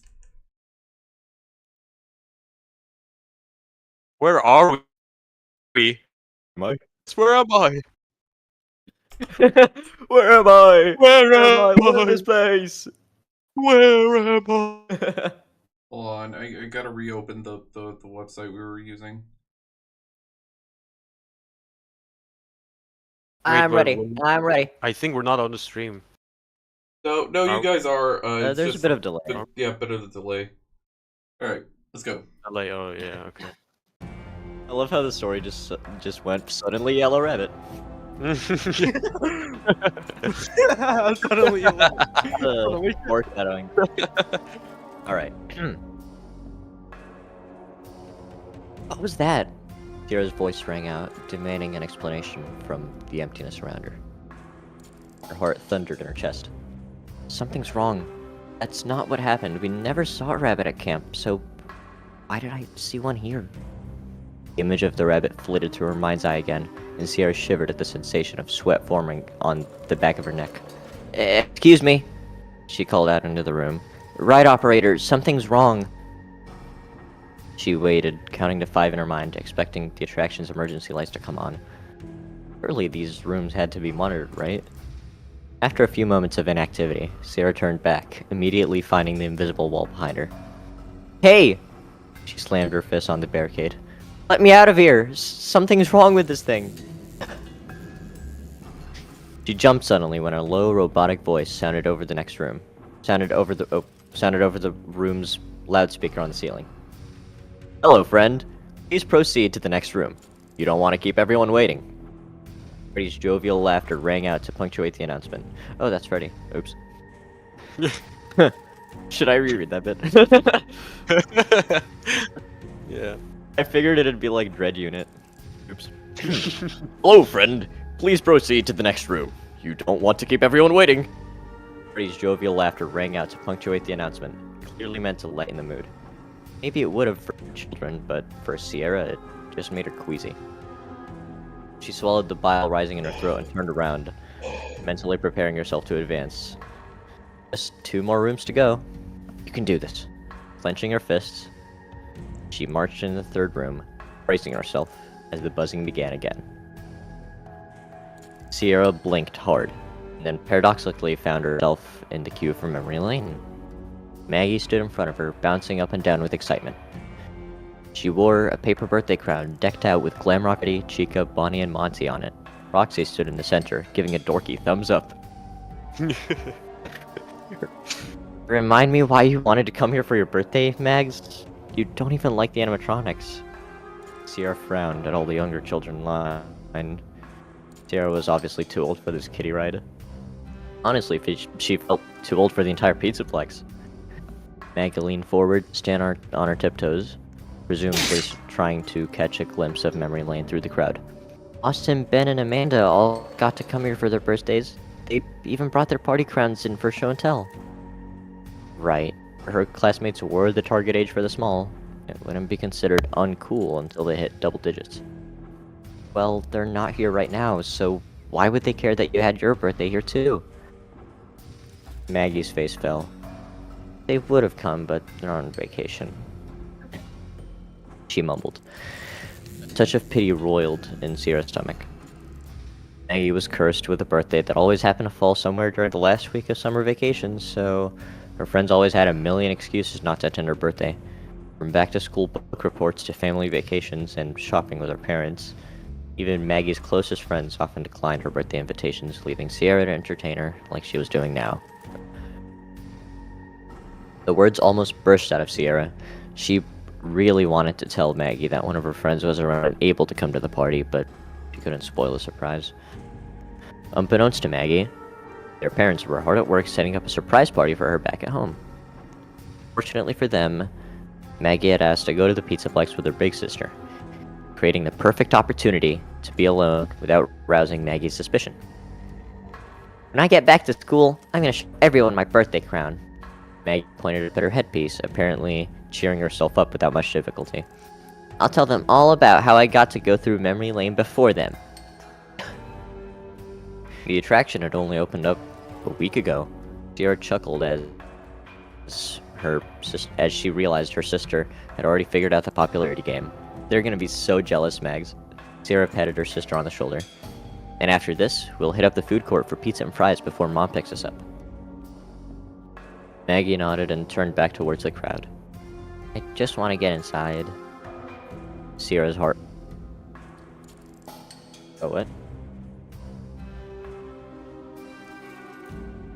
Alright.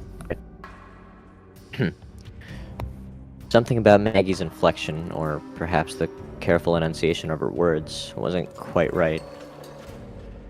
The elder sister could vividly remember the excited yearning in Maggie's voice, but for some reason this version of her sister sounded slightly devious, maybe even a little too formal. Before Sierra could even ask Maggie why she had said it like that, her sister ran forward, weaving between the other children in line.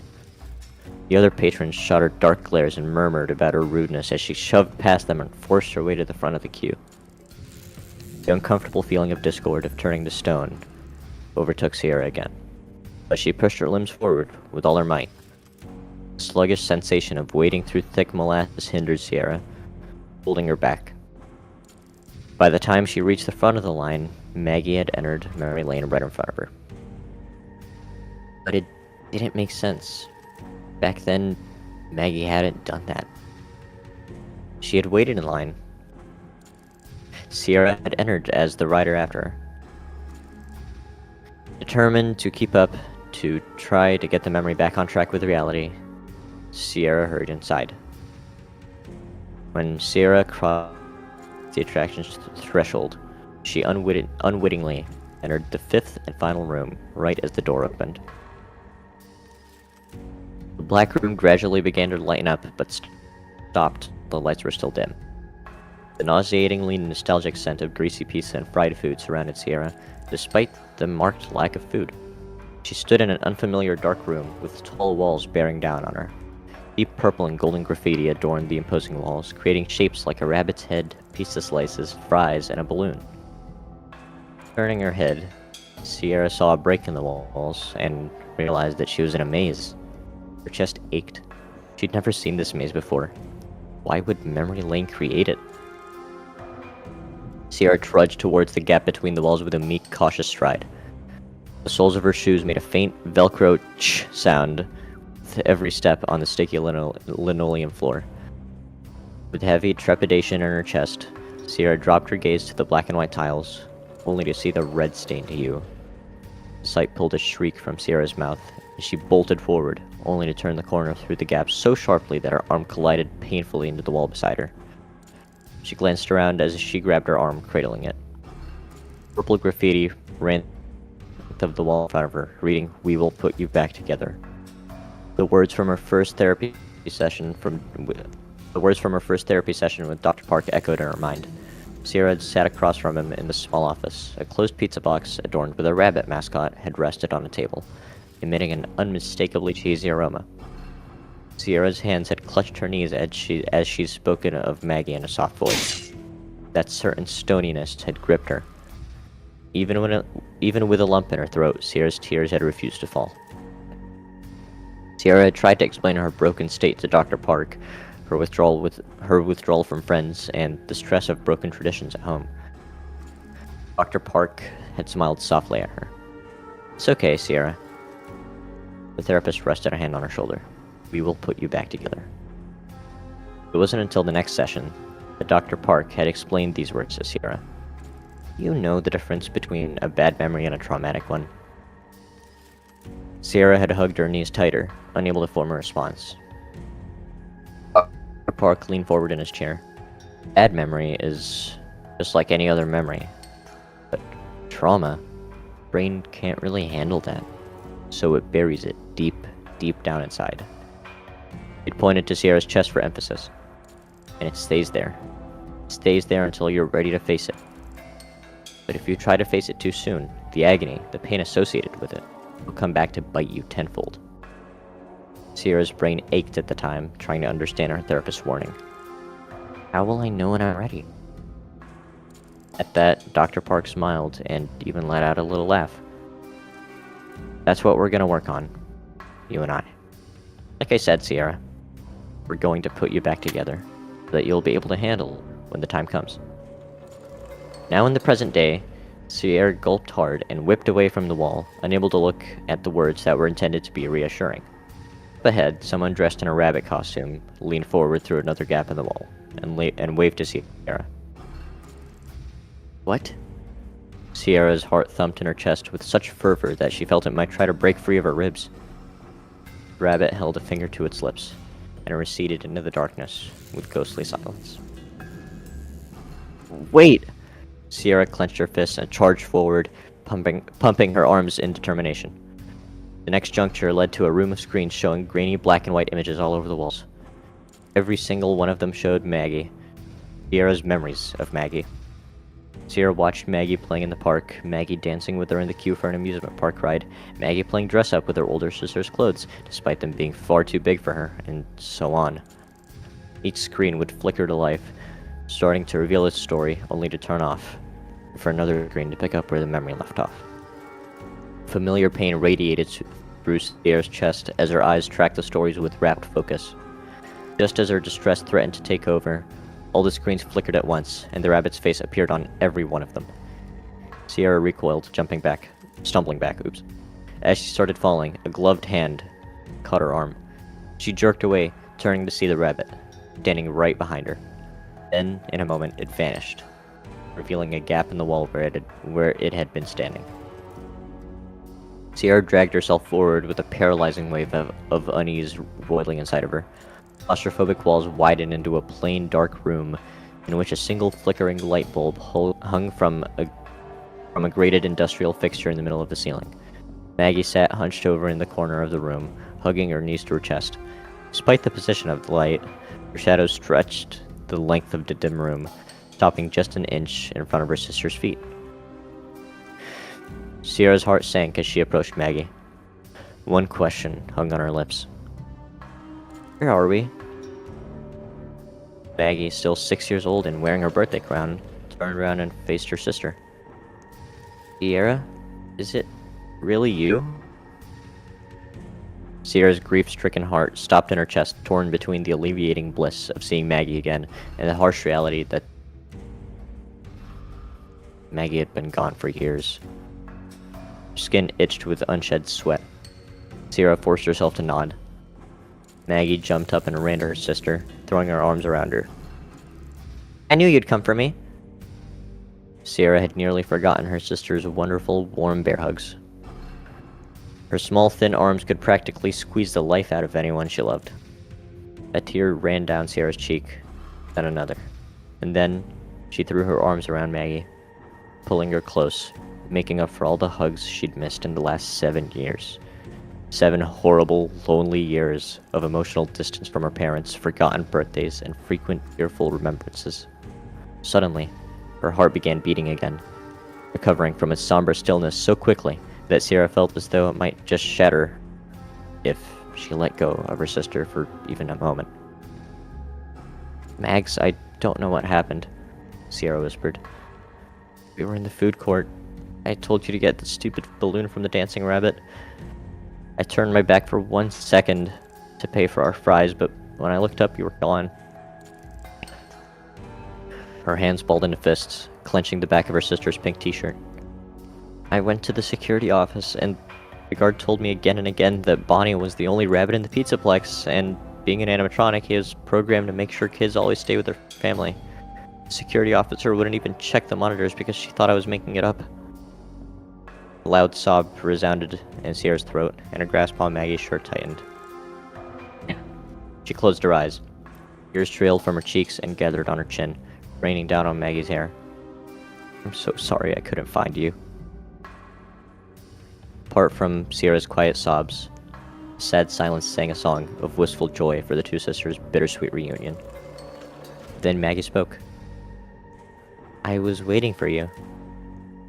Sierra opened her eyes, confused by Maggie's uncharacteristically calm tone. At the risk of ending what was a long-awaited hug, Sierra leaned back in Maggie's embrace. Immediately, she discovered that she was no longer holding on to her sister, but rather a grinning rabbit that represented everything Sierra didn't know she feared. She opened her mouth to scream, only to gasp for breath as she felt a sharp, stabbing pain in her back. And another, then a third. The dim light above her flickered out. God damn! Yeah. You want to read the next section, or should I or Dex take over? You guys can take over if you wanna, yeah. Dex, you God want to damn, do this is good.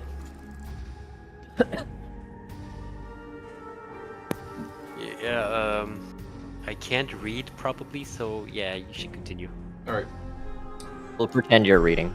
Two techs stood out inside the 5th room at Memory Lane. With the attraction shut off, the small chamber revealed itself to be completely vacant with the exception of several plain endoskeletons. One stood in the middle of the room. Its unfinished arms came to a point, the left of which was now coated with a sticky, crimson stain. While one tech examined the endoskeleton, the other opened a hidden compartment in the wall, revealing a control panel with a touchscreen. He pressed a button on the side of the monitor, and a tiny silver disc popped out into his hand. I really don't get it. I thought these things were supposed to show good memories. He rotated the disc between his thumb and forefinger while stroking his chin. They warp the room and project familiar people onto the endoskeletons to create a fun and immersive experience. Kids who don't like the animatronics don't even know they're here. The tech next to the endoskeleton sighed. What did that guy's note say again? He mused. It was something like that high-pitched sound that these things make. The first tech tapped the disc. Yeah, they overwhelm the mind and make hallucinate. So we pump these results, pleasant stimuli, like nice smells and sounds so the discs can create good memories. Second tech bummed. What's this room supposed to be like? The first tech turned back to the control panel. With a few taps, he pulled up the system settings for each room. Looks like it's supposed to smell like the food court. Second tech nodded. His gaze dropped to the red substance on the endoskeleton's arm. Anyone could have guessed that it must have taken on the appearance of someone that the writer knew well, or she wouldn't have gotten so close to it. He stepped closer to the robot, and then stepped back as he heard a crunching sound, revealing a beaded friendship bracelet. It looked nearly identical to the one he remembered seeing pinned to the security office's bulletin board, right next to a blue bow tie and a Boy Scout patch. Then, a thought occurred to him, forcing him to wonder. What do you suppose would happen if the guests had a bad association with the food court? First tech issued him a sideways glance, then laughed. Like what? Another disappearance? He scoffed. The second tech chuckled in response, pushing the thought of the bulletin board aside. No way. We specifically promoted our lead security guard after the first 2 kids went missing. She never let that happen again. She's great with kids. And that's in loving memory. One of my favorites from this Goddamn. event. Oh, fucking twist. Insane. Insane. Twist. Very, so very good. good. Deserves it. Fire. Fire's writing. Fire! You can't put it out. I think the story is gay Alright. and great. But mostly Alright. gay. Alright. Who wants to read Crixton's story? Good question. Pure silence. Pure silence. Awesome. Everyone just looks at each other. BA's in chat. I mean, Awkward. AB's in chat? Why is Oh, AB shit. Why is AB in chat if he said, "Oh, Why didn't she I'm too attend busy. I can't be here. I'm developing Why is she Chasm." not here? Why is AB in chat and not on Kill the her, stream kill right her. now? We should kill her. Can I? wow. Real not Corporations cool. Ow. Yeah. Real not cool, AB. You're lame and you Yeah. suck and you're blue. You're not slick, dude. You're not slick. Yeah. Yeah. Yeah. What were you saying, We Happy? hate you. We hate you. Happy, We what were you saying? love- Yeah, we Earth. absolutely hate you, Hey, AB. oh no, You he's suck. got a knife. Get out. Don't kill Sorry. me. Happy, what were you saying? I was saying, we love the Earth. It is our planet. We love the Earth. It is our home. Okay. I don't know what that means. I'm Kanye West. Oh. Okay. Should I read Crixton's story? I mean, yeah. That's. Yeah. Crixton, sounds who right. do you choose as your Pokemon? Who's your Crixton's Pokemon? just gonna choose the music choice first. Oh yeah, Crixton, what music are we? What? You get control of this jukebox right now. What are we playing? What are you playing, man? Your choices do matter. There's a song that I was using, but it's copyrighted, unfortunately. Ah. The Aw. knife. Well. Ah! Oh, shucks. Ah, shucks. Go for it, whatever works. Okay. What's the like vibe story, I guess. Would fit Like it best. Play quiet, an item asylum. like something that starts off quiet, but like quickly gets more stressful over time. Pandemonium. Ooh. Pandemonium. Nowhere to run. Ooh. Nowhere to run I- actually sounds good, but Yeah, Or nowhere like- to run. Would it be can work long well. enough for the Yeah. story? To read. yeah. It wouldn't go. Watcher 6? Ooh. Ooh, Yeah, yeah, Watcher that's a good 6. one. Yeah, Yeah, that's yeah, a good yeah. one. Yeah, watch your Yeah, six. yeah. Watch your six. Someone send Watcher 6. Cash money. Cash Gotcha. money. Cash money. FNaF Watcher 6. Enter Nos boss fight theme music. from Hollow Knight. Play the flip side layer 1 theme. Real- No, that's for something else. We'll get to the flip side. Oh. Lol. Lol. Watching the 6. Watching day 6. Who are watching day 6? Alright. Hey, Ralf Schumacher? Oh, right. Du willst wissen, Oops. wie viel dein Auto wert ist? Yeah, more German advertisements. I'm sense. Okay, let's go. I Enter love boss this fight song. music. Get an ad blocker! I don't have an ad blocker on Discord. I have an ad blocker on Firefox, but not Discord. Damn. Tragic. Alright. And now we have Crixton's story. Pieces of her. I zoom in. Will the thing let me zoom in? There we go. we go. Lily sat on the edge of Megan's bed before she flipped it through the pages. Megan had always loved to sketch. The notebook was through the pages. Megan had always loved to sketch. The notebook was filled with cartoon characters and portraits of people from her life, familiar faces that seemed to stare back at Lily through the paper. She smiled faintly when she saw herself in a few of the pages, remembering how she'd pester Megan to draw her when they were younger. Among the drawings were characters from Freddy Fazbear's Mega Pizzaplex, the latest addition to the franchise that had fascinated Megan. Megan had been older, already well acquainted with the Freddy Fazbear stories that Lily had only heard whispers about in middle school. The Pizzaplex had been Megan's favorite place, a giant arcade playground with endless games, food, and animatronic shows. A giant arcade playground with endless games, food, and animatronic shows that drew like.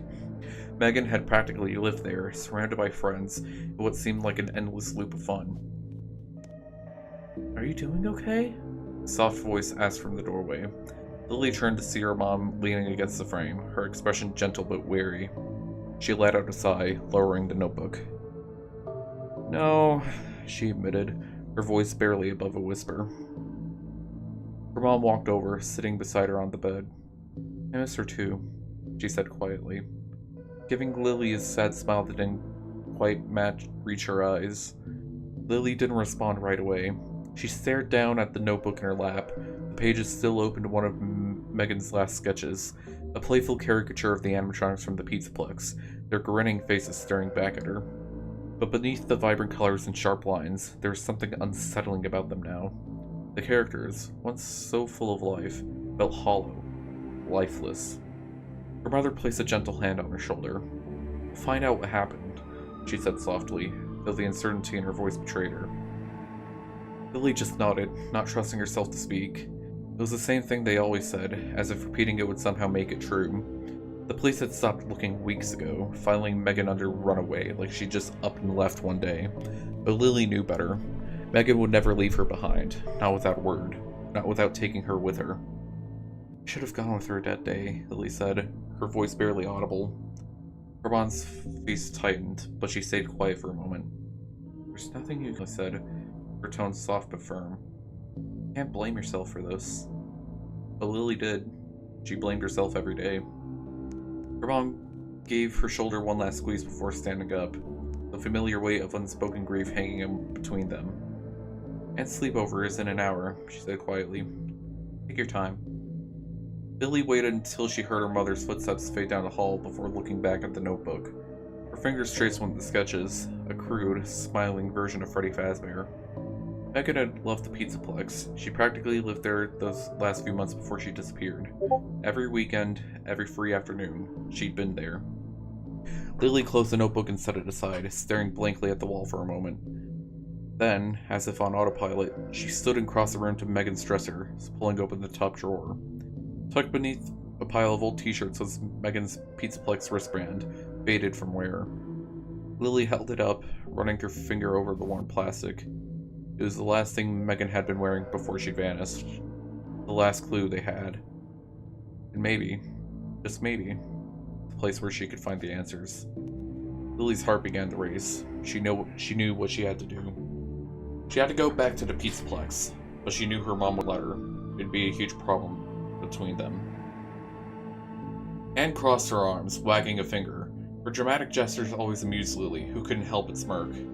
Anne was lively, and it showed in everything she did, from her bright, expressive movements to her bold appearance.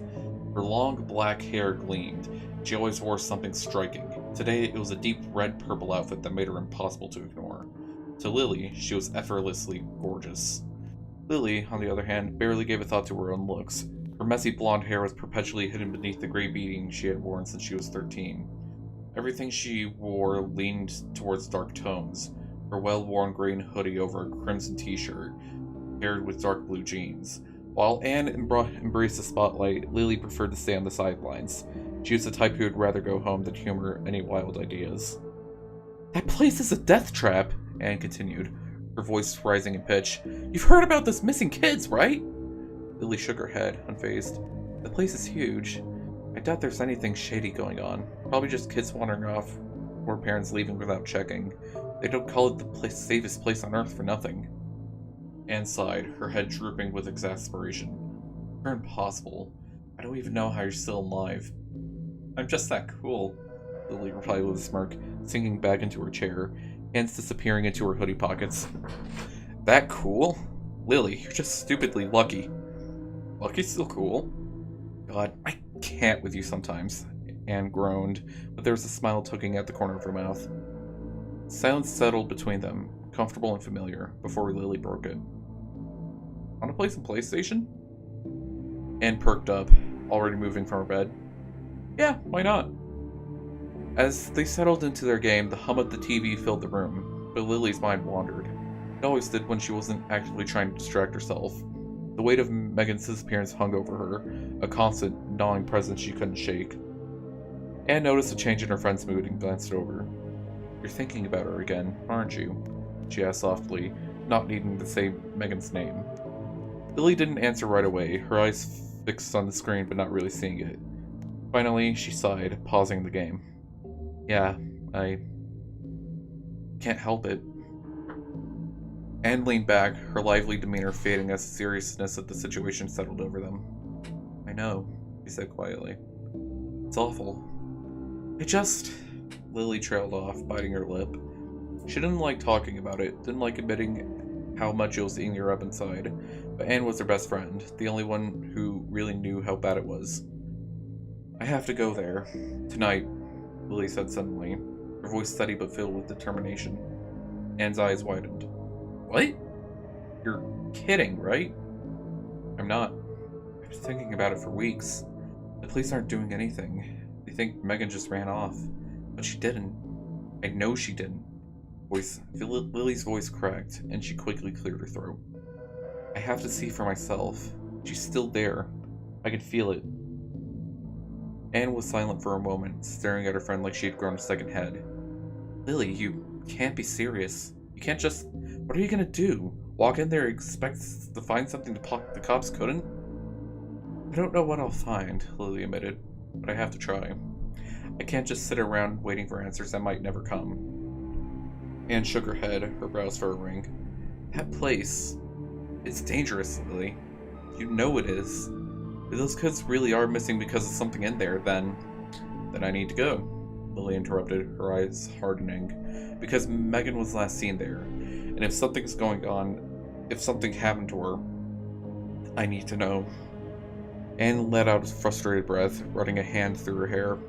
You're so stubborn. Lily gave a half-hearted smile. It's one of my best qualities. Anne didn't smile back. She looked down, fidgeting with her hands for a moment before looking up at Lily again. Anne stared at her and let out a long sigh. You're going to get yourself killed, you know that? Probably, Lily said with a shrug. But what's life without a little risk? Anne rolled her eyes, but there was a flicker of worry behind her usual sarcasm. She chewed her lip, then finally spoke. Alright, fine. I still think this is a terrible idea, but if you're going, I'm not letting you go alone. Lily blinked. What? I'll drive you, Anne said, crossing her arms again. I'll drop you off and wait outside, but the second something seems off, you're out of there. Got it? Lily was quiet for a moment, caught off guard by the offer. She knew Anne thought she was crazy for even thinking about going to the Pizzaplex, but this was Anne showing she cared, even if it was in her own stubborn way. Thanks, Anne, Lily said softly. Don't thank me yet, Anne muttered, grabbing her controller again. Just try not to get killed. The next few hours passed in a blur, consumed by unanswered questions and sleepless moments. Lily's thoughts were fixated on the notebook, the sketches, the memories, and Megan's wristband, her last link to the world before she vanished. Her mind kept returning to the Pizzaplex, the place Megan had loved and where everything had changed. Several hours later, Lily stood before Freddy Fazbear's Mega Pizzaplex. The neon sign buzzed faintly, casting an eerie glow over the parking lot. The towering complex seemed both inviting and menacing now, a bright facade hiding something darker. As she walked through glass doors, the familiar sounds of laughter and electronic beeps surrounded her. Today they felt unnervingly out of place. Lily clutched Megan's wristband, the warm plastic digging into her palm. She was certain the Pizzaplex held the answers she needed. The arcade was as chaotic as ever, but Lily's attention was drawn to a peculiar detail. The music. A faint melody of Wishing on a Star, Megan's favorite song, floated through the air. It was out of place in the Pizzaplex's usual upbeat soundtrack. Her heart raced as she followed the sound, maneuvering through the arcade. The song grew louder, and Lily's pulse quickened. It couldn't be a coincidence that it was playing here today. Her next clue came unexpectedly. Near one of the game stations was a stuffed rabbit. Its fur was a faded purple, its long ears drooping over glassy black eyes. Lily's breath caught. The toy was almost identical to the rabbit Megan had always carried, a toy she'd lost long ago but had never forgotten. Lily approached the prize counter, her fingers brushing over the rabbit's fur. A chill ran down her spine. She quickly pulled her hand back, glancing around. No one seemed to notice her. The music still played, guiding her deeper into the arcade. Glancing around, no one seemed to notice her. The music still played, guiding her deeper into the arcade. Lily wandered to a quieter section of the Pizzaplex. The area was older, less polished, and the air was cooler. An old, faded sign caught her eye. Under construction. Keep out. Behind it were heavy, dusty curtains covering what looked like a long-abandoned arcade area. Lily hesitated, her heart pounding. This part of the Pizzaplex wasn't one she'd seen before. She knew she had to explore it. With a deep breath, she pushed through the curtains and stepped into the forgotten arcade. Dim lights cast shadows over rows of old arcades. Some were covered in plastic tarps, while others blinked weakly, as if they hadn't been played in years. The air was thick with mildew. This was a place that had been left behind, forgotten by everyone. Everyone except Megan. Her eyes were drawn to one machine that stood out. Unlike the others, which were broken and dusty, this one... I can't speak. This was intact but aged. It was taller than the rest, with a large faded image of a cute white bunny, holding a shining blue sword. The machine's title, barely visible through the grime, read Hollow Bunny. Lily approached it, her hand trembling as she brushed the joystick. The screen flickered to life with a crackle of static.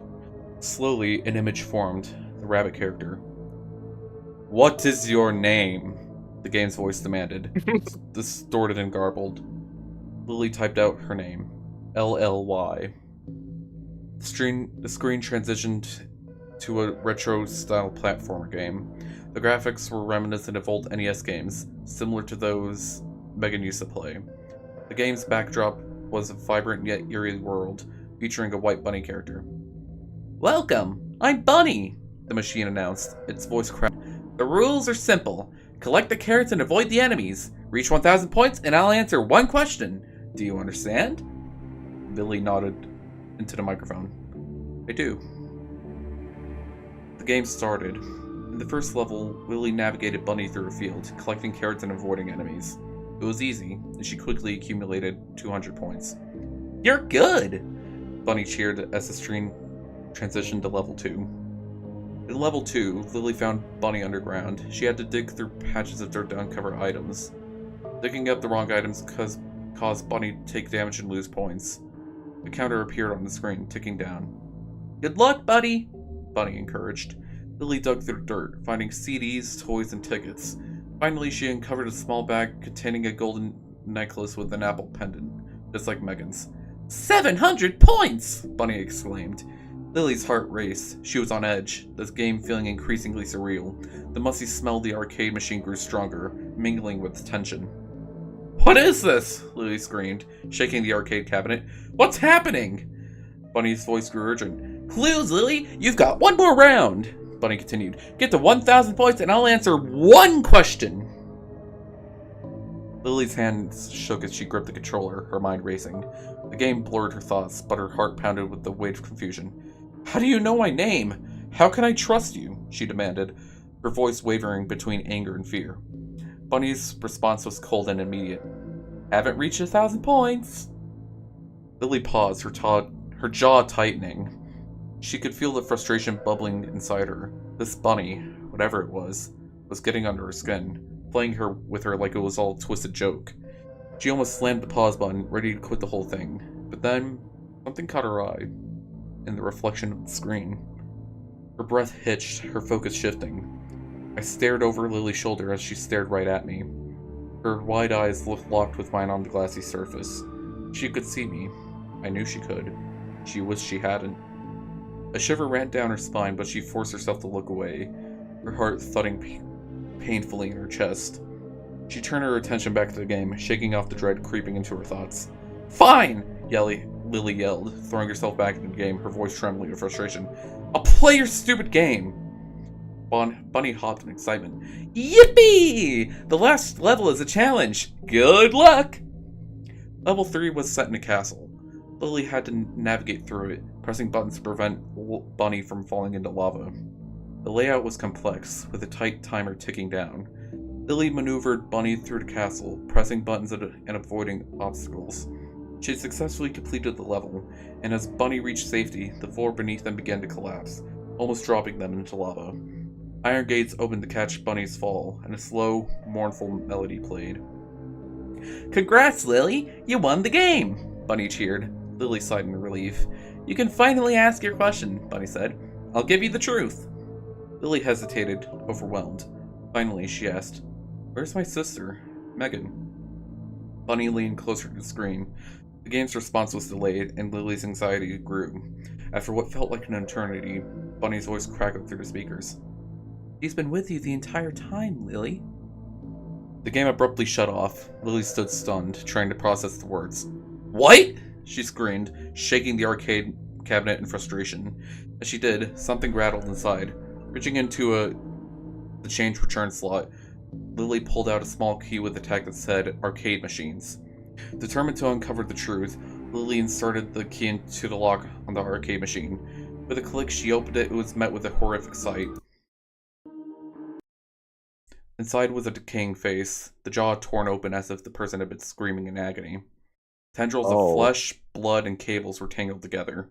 The smell was overpowering, and a deep, raspy breathing sound filled the air. Lily's eyes met the corpse's eye, which slowly turned to look at her. The rabbit hadn't lied. Megan had been with her the entire time. Holy shit! Alright, that was a good story!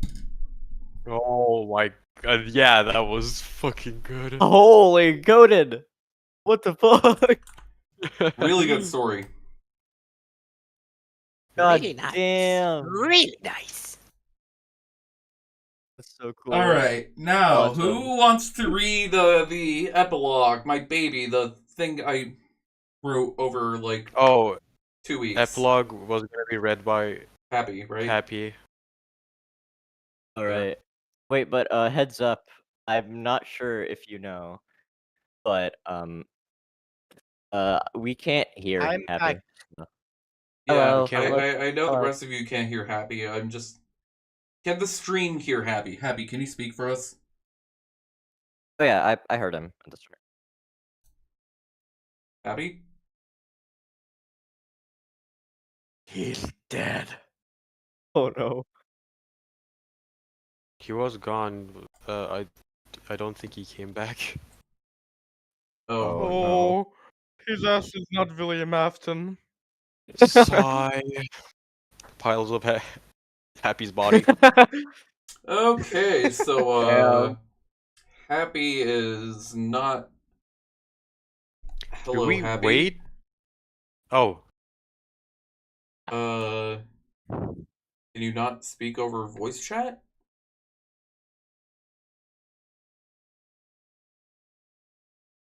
Because if you're speaking over voice chat right now, I cannot hear you.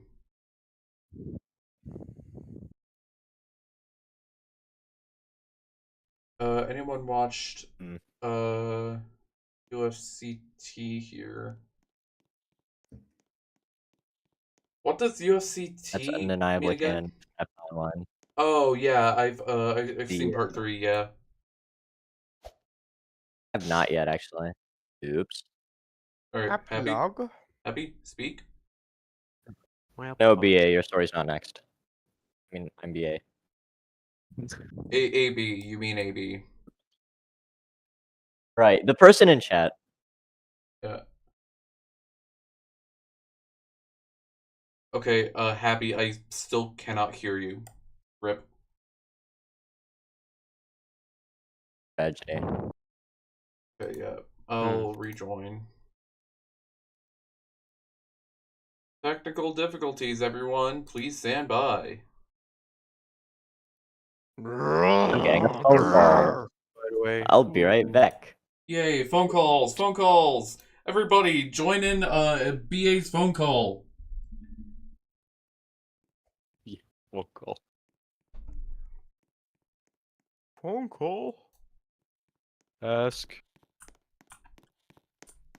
Hello? Ask. Can we change the music? Yeah, I was actually just about to ask, Happy, what music do you want to put on for the epilogue? Hibernating evil. Hmm. Happy. Hibernating evil. Flip Come on. side, layer 1. You know you want it. maybe. Flip side, layer 1. Oh, fucking. I think that's what it's called. I don't know. I should kill you. It's called Underneath 1. You know. Same thing. Can someone send Underneath 1 into chat? The what? You got it, boss. Yeah, the flip side theme.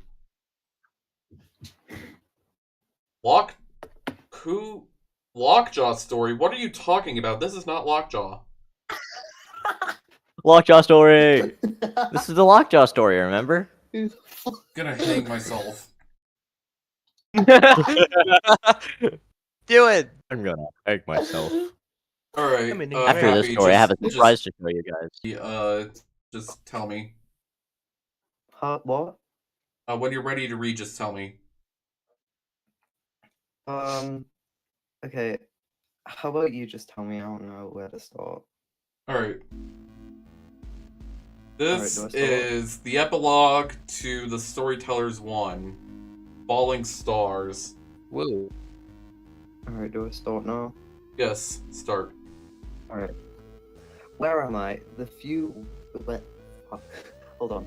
Where am I? Amplifying a confused thought.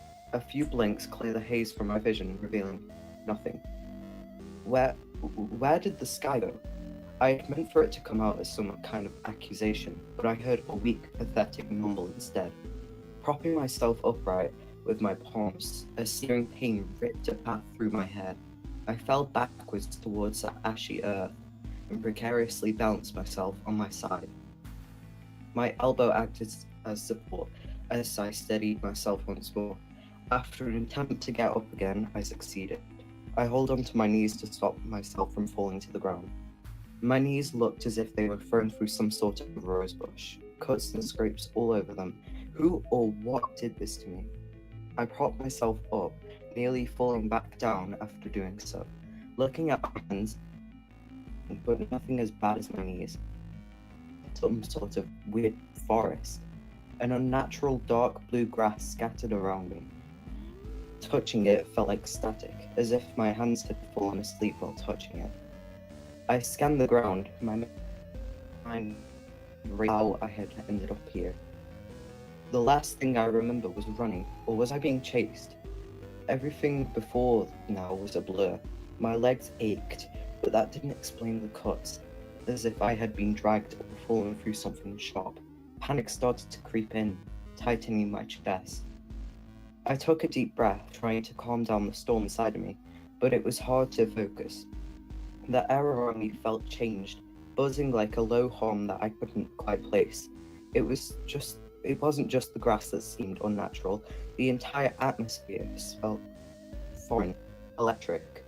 The sky above, though partially obscured by the towering trees, shimmered with an odd dim that cast everything in hues of purple and blue. I stumbled forward, my fingers brushing against the bark of one of the glowing trees. It was warm, almost pulsating, like it had its own heartbeat. My skin tingles at the contact. I pull my hand away, unnerved. Where is this? I asked myself. I internally asked myself as I examined my surroundings. All around me were ethereal, glowing trees, standing like monoliths. The trees did not in any way resemble realistic trees, but I could see this happening. This wasn't a dream. These rushed through me. My knees wobbling beneath the weight. I took a single step, almost falling over again due to how badly shakes were racking my body. Walking in general was a massive chore, each step seeming to require what is that word? Heraclean. Yeah, that word. Effort. Shambling and winded, I collapsed myself back to the ground, clinging to one of the strange ornate desks. I could feel myself slip. I just holy crap! I can't read. Into the darkness beneath my eyelids and rest myself. Can you read, please? Yeah, I'll read. Alright, thank you. I awoke once more, shivers still raking themselves all over my body. Hot and cold danced inside my skin, making me feel as ever feverish and ill at the same time. My mind dimly made an association and latched to it like a lifeline, sanity taking desperate breaths of the stuffy air. Of course what I'd seen wasn't real. I was just having a fever dream. I must have caught something while down in the catacombs. But there was something so real feeling about this place that I couldn't gaslight myself into believing it was fake. I closed my eyes, waited a minute, and opened them again. Well, there were stars now. Not the twinkling, distant specks I was used to seeing in the night sky. Steady lights. They hung there like fluorescent bulbs, scattered across the sky in a uniform, whitish blue glow. None of them flickered or shifted. They were unnervingly still, as if someone had painted them there. The stars matched the strange aesthetic of the forest around me, glowing, ethereal, bathed in the same surreal blue light. It felt so utterly unrealistic that it circled back to feeling real. I knew stars behave this way, and they weren't supposed to appear so close or so numerous, but somehow it felt like heaven, like something beyond explanation. So, I let go of reason and accepted it. The forest itself seemed to follow that same logic, or lack thereof. Its general aesthetic was strangely familiar, though not from reality. It reminded me of something you'd seen in a commercial, maybe from the Mega Pizzaplex. The towering glowing trees and the soft pulsating light felt like a background they'd used for one of their overly cheerful advertisements. A perfect, vibrant world to sell pizza, cartoons, or whatever else they offered, designed to be calming enough to lure you in. Except here, it wasn't a flashy backdrop on a screen. It was all around me, vast and real. Too real. Yet that calmness began to feel unsettling. There was something about the stillness of the stars, the perfect glow of the trees, and the quiet hum of the air that felt too controlled, too carefully constructed. It was as if the world was trying too hard to be comforting, pushing me to relax when every instinct screamed that something was wrong. This wasn't a peaceful night in a mystical forest. It felt like a dream carefully tailored to keep me from questioning how I'd ended up here, or why. I felt tiredness seep into me, right down into my bones. The brief reprieve I had was fleeting, after all. I sunk my hands back into the ground below me and tried to stand once again. Yet again, I used a tree as support when I tested the stability of my knees, praying they wouldn't come out from beneath me again. After claiming a few uncertain steps, I found that I could walk again. Seeing no apparent path ahead, I simply picked a direction between a pair of trees that looked conveniently like a fork in the road, and began walking. Each step I took felt strange against the ground, leaving defined boot prints as if I were walking through blue snow. I figured this to be a positive. I wouldn't need to keep track of my back trail. The surrounding trees were identical, and looked on like as if they went on forever. I then came to a clearing. My surroundings remained the same, but at the center of it all was a strange mask laid in the ground. The surroundings were nothing special, except from the floor, which was a strangely lighter shade of blue which surrounded the mask. I picked it up, seeing that it was a pure white rabbit, unlike anything I had seen at the Pizzaplex. It looked old. Really old. I picked it up and turned it around, on the inside of the mask. There's a deep red, almost crimson colored. My grip tightened, and I felt the material the mask was made out of give slightly, as if it were rubber. Or muscle. I felt revulsion, and dropped the mask again, feeling as if I were about to vomit. I looked at the front of the mask. It was easier to look at than the back of it, but the eyes stared down at me like the barrel of a gun. There were a faded red color, and in the middle, black circles were placed. Swallowing down bile, I tentatively looked back at the mask looked at the mask again. The eyes seemed to stare up at the stairs above. I followed the line of sight and looked at them. They spun and blinked and twinkled. For some odd reason that I couldn't understand, this brought me more unease than the still, patient lamps that were once there. I heard a loud, metallic noise, like a mix of somebody hitting pots with a metal tube and a clock tower striking 12.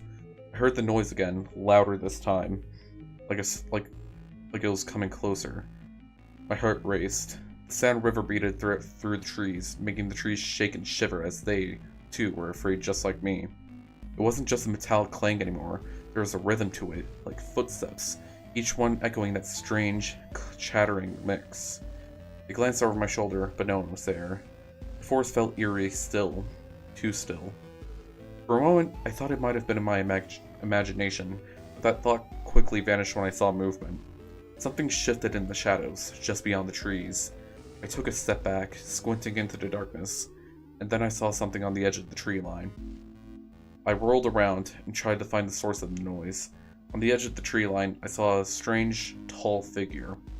He had eyes like slits in pastry that seemed to have been dragged, pressed down to make a face. He bore a giant, nervous, uneasy grin, the mouth stretching across the face into two big, rosy-colored cheeks. His brown, curly hair was clearly fake, as there were no visible strands, only solid bumps of rubber or plastic. His large cowboy hat cast its shade over himself, obscuring exact features, but I was able to recognize him. No. The figure I could vaguely recall dragged his feet across the floor, making the noise he could hear earlier before he could see it. He walked across the space, almost having an aura around it, but then stopped suddenly, approximately a few feet away from me. The thing slowly raised its hand from where it had been lying limply by its ankle, the motion fluid yet unsettling, like a liquid creeping upwards. It waved at me, the gesture deliberate, almost casual, but it was far from comforting. My instincts screamed at me to get away, and I took a hesitant step back. Yet, despite my retreat, it made no effort to follow. Instead, it remained rooted in place, observing me with an eerie stillness. Its eyes, hollow and unnaturally wide, tracked my movements with unsettling focus. Then, without warning, it tilted its head to the side, as if trying to understand me, like a confused child studying something unfamiliar. The motion wasn't natural. The sound of its neck twisting filled the air, sharp cracks and pops echoing through the stillness, each snap making my stomach churn. There's something disturbingly graceful about the way it moved. It was slow, as if it had all the time in the world to figure me out. I gripped onto the mask, my fingers sinking into the fleshy material, and ran for my life. My footsteps sighed and kicked up patches of strange blue earth. I heard those metallic sounds once more, now arranged as some sort of chimes. With every hit of metal on metal, I felt more and more sick. I smelled rotting onions and felt like I was being torn in half. I fell over and looked behind me. The thing was standing over me, as still as a statue. It held its innocent, confused gaze, even if I knew it was anything but. Without anything else to do, I threw on the rabbit mask. The forest vanished. I was illuminated by moonlight. And that was the Storytellers! I was there. Yeah! I was also there. Yeah. What did you guys think of what did you guys think of Falling Stars, by the way? Tucked. Pick. Hey, ask Rerad. Awesome. Yep. I want to know I like the good. guy's name. Did you just end oh, the stream? the guy's name? Yeah, You know. Wesley. Wild Wesley. Yeah. Yeah. Oh Yeah, Wild Wesley. Wesley. Yeah, wild. He's so wild. Yeah. Wild Wesley. Wow. Wow. I live, laugh, love, Wow. less. Oh my God. Wow. Oh wow, the Impression. second version of the credits page isn't loading. Awesome.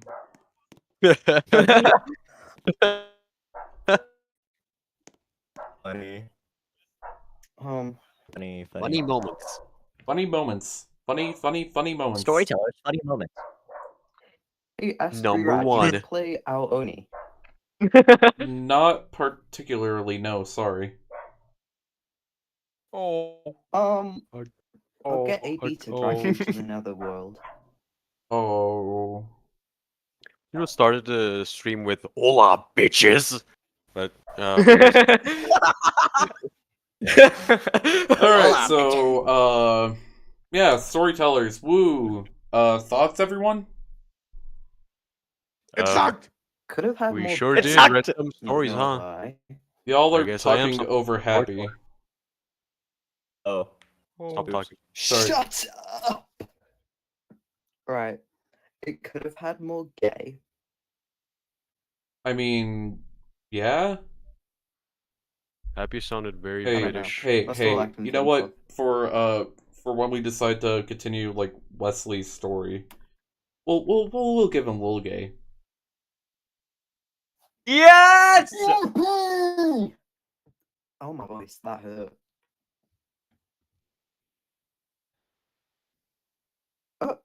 Grace Alright. just called it mid.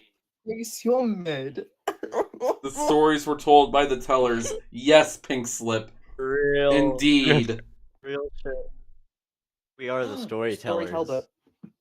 Yeah, the stories have been told. You guys. Well, what do Tell this to me. the guys think? The guys. The guys. The guys. So We are the guys, huh? Hey, AB, wanna play some Item Asylum? Awone. Okay, Let's all play Awone on I Roblox. was asking you three what you thought of the stories. Oh, I thought you were Oh. asking chat. Oops. Oh, I really Don't liked all of look them, too especially the away, pink not like slips. what you're Happy? thinking. I'm sorry, I'm trying to listen to the other ones right now. Oh, okay. The never other mind. ones. the other one. Sorry. Continue? I like the pink slips one. I like the Crixtons one, and I like the last one also, like the middle one. They were all really good. Thumbs up. Yay! Yay! Yay! Yeah. Other than this book sucked. $50. This is a book. Stop moving us. I'm just looking at the stream when it muted. Stop moving Hold us. on. Hold on. Alright. AB, Sorry to you're up! interrupt, but I've got a little announcement. Yeah? What's up? I think we should Well, kill AB with you guys sledgehammers. know I'm BA, right? Yeah? Yeah? What's up, BA? Well, it's kind of unfortunate that the boy had to death end right now. This is gonna be like a big reveal and all. Anyways, you guys know how I'm BA, which is AB's evil clone. Yeah? Well, I'm sorry to tell you, I was never actually BA. I'm actually AB, wearing the mask of BA.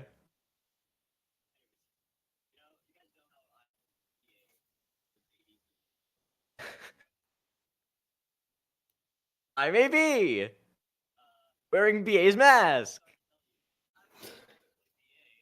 AB. Good book. Anyways, I'm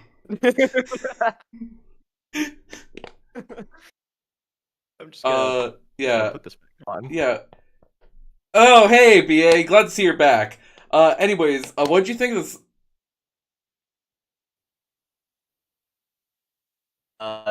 It, they're good. Yeah, They're- yes. I like. I like these stories. There were like a few that I kind of wished were part of the final book. Like one that I really wish could have made it into the final book in particular was don't remember the author right now, but it was titled "Insert Coin to Continue." Oh, I think I read that one. Yeah, good. I read that. I read it. It was really good. Wish it could have made it Yeah, into I the read final it thing. too. Yeah, honorable mentions. Yeah. I think we should kill Real. someone with sledgehammers. Hold on. Good. Let me pull up like the spreadsheet thing we had so I can give honorable mentions to the stories I like. Yeah. Alright, we got alright, whatever. Wait, what was the Magic Rainbow one again? I don't even know. There's one with Chica's Magic Rainbow. I'm trying to remember where it was.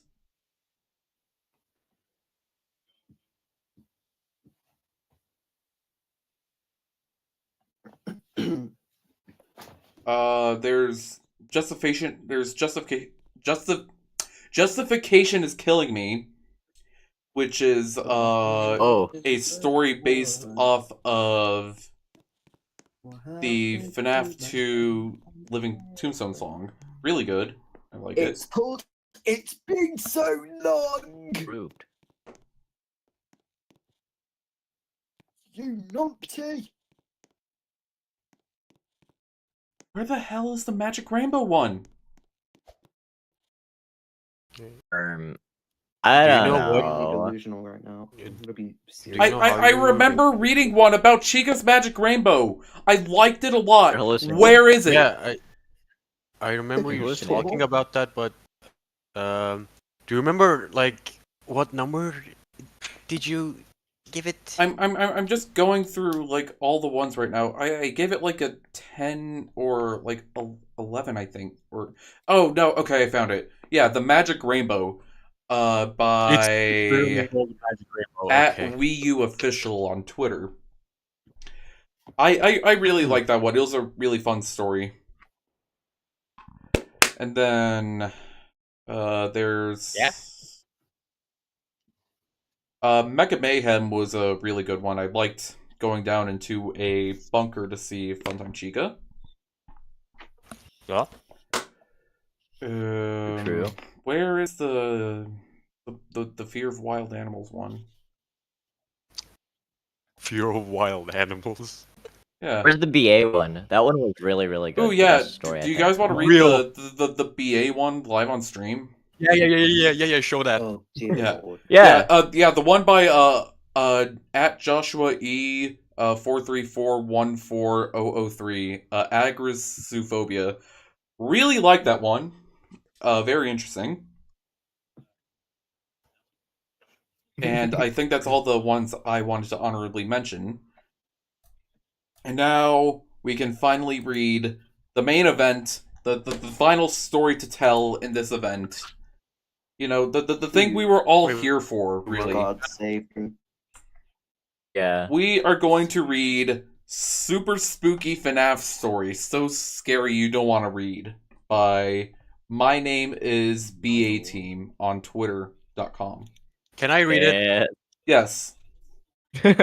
But the one of you, I think AB should be Fredbear. Yeah, AB should be Fredbear. Wait, what if we like chant? What if we chant all the Fredbear lines? Yes, again? yes. Fredbear should be all of us. Yes. Okay. All right. All right, let's go.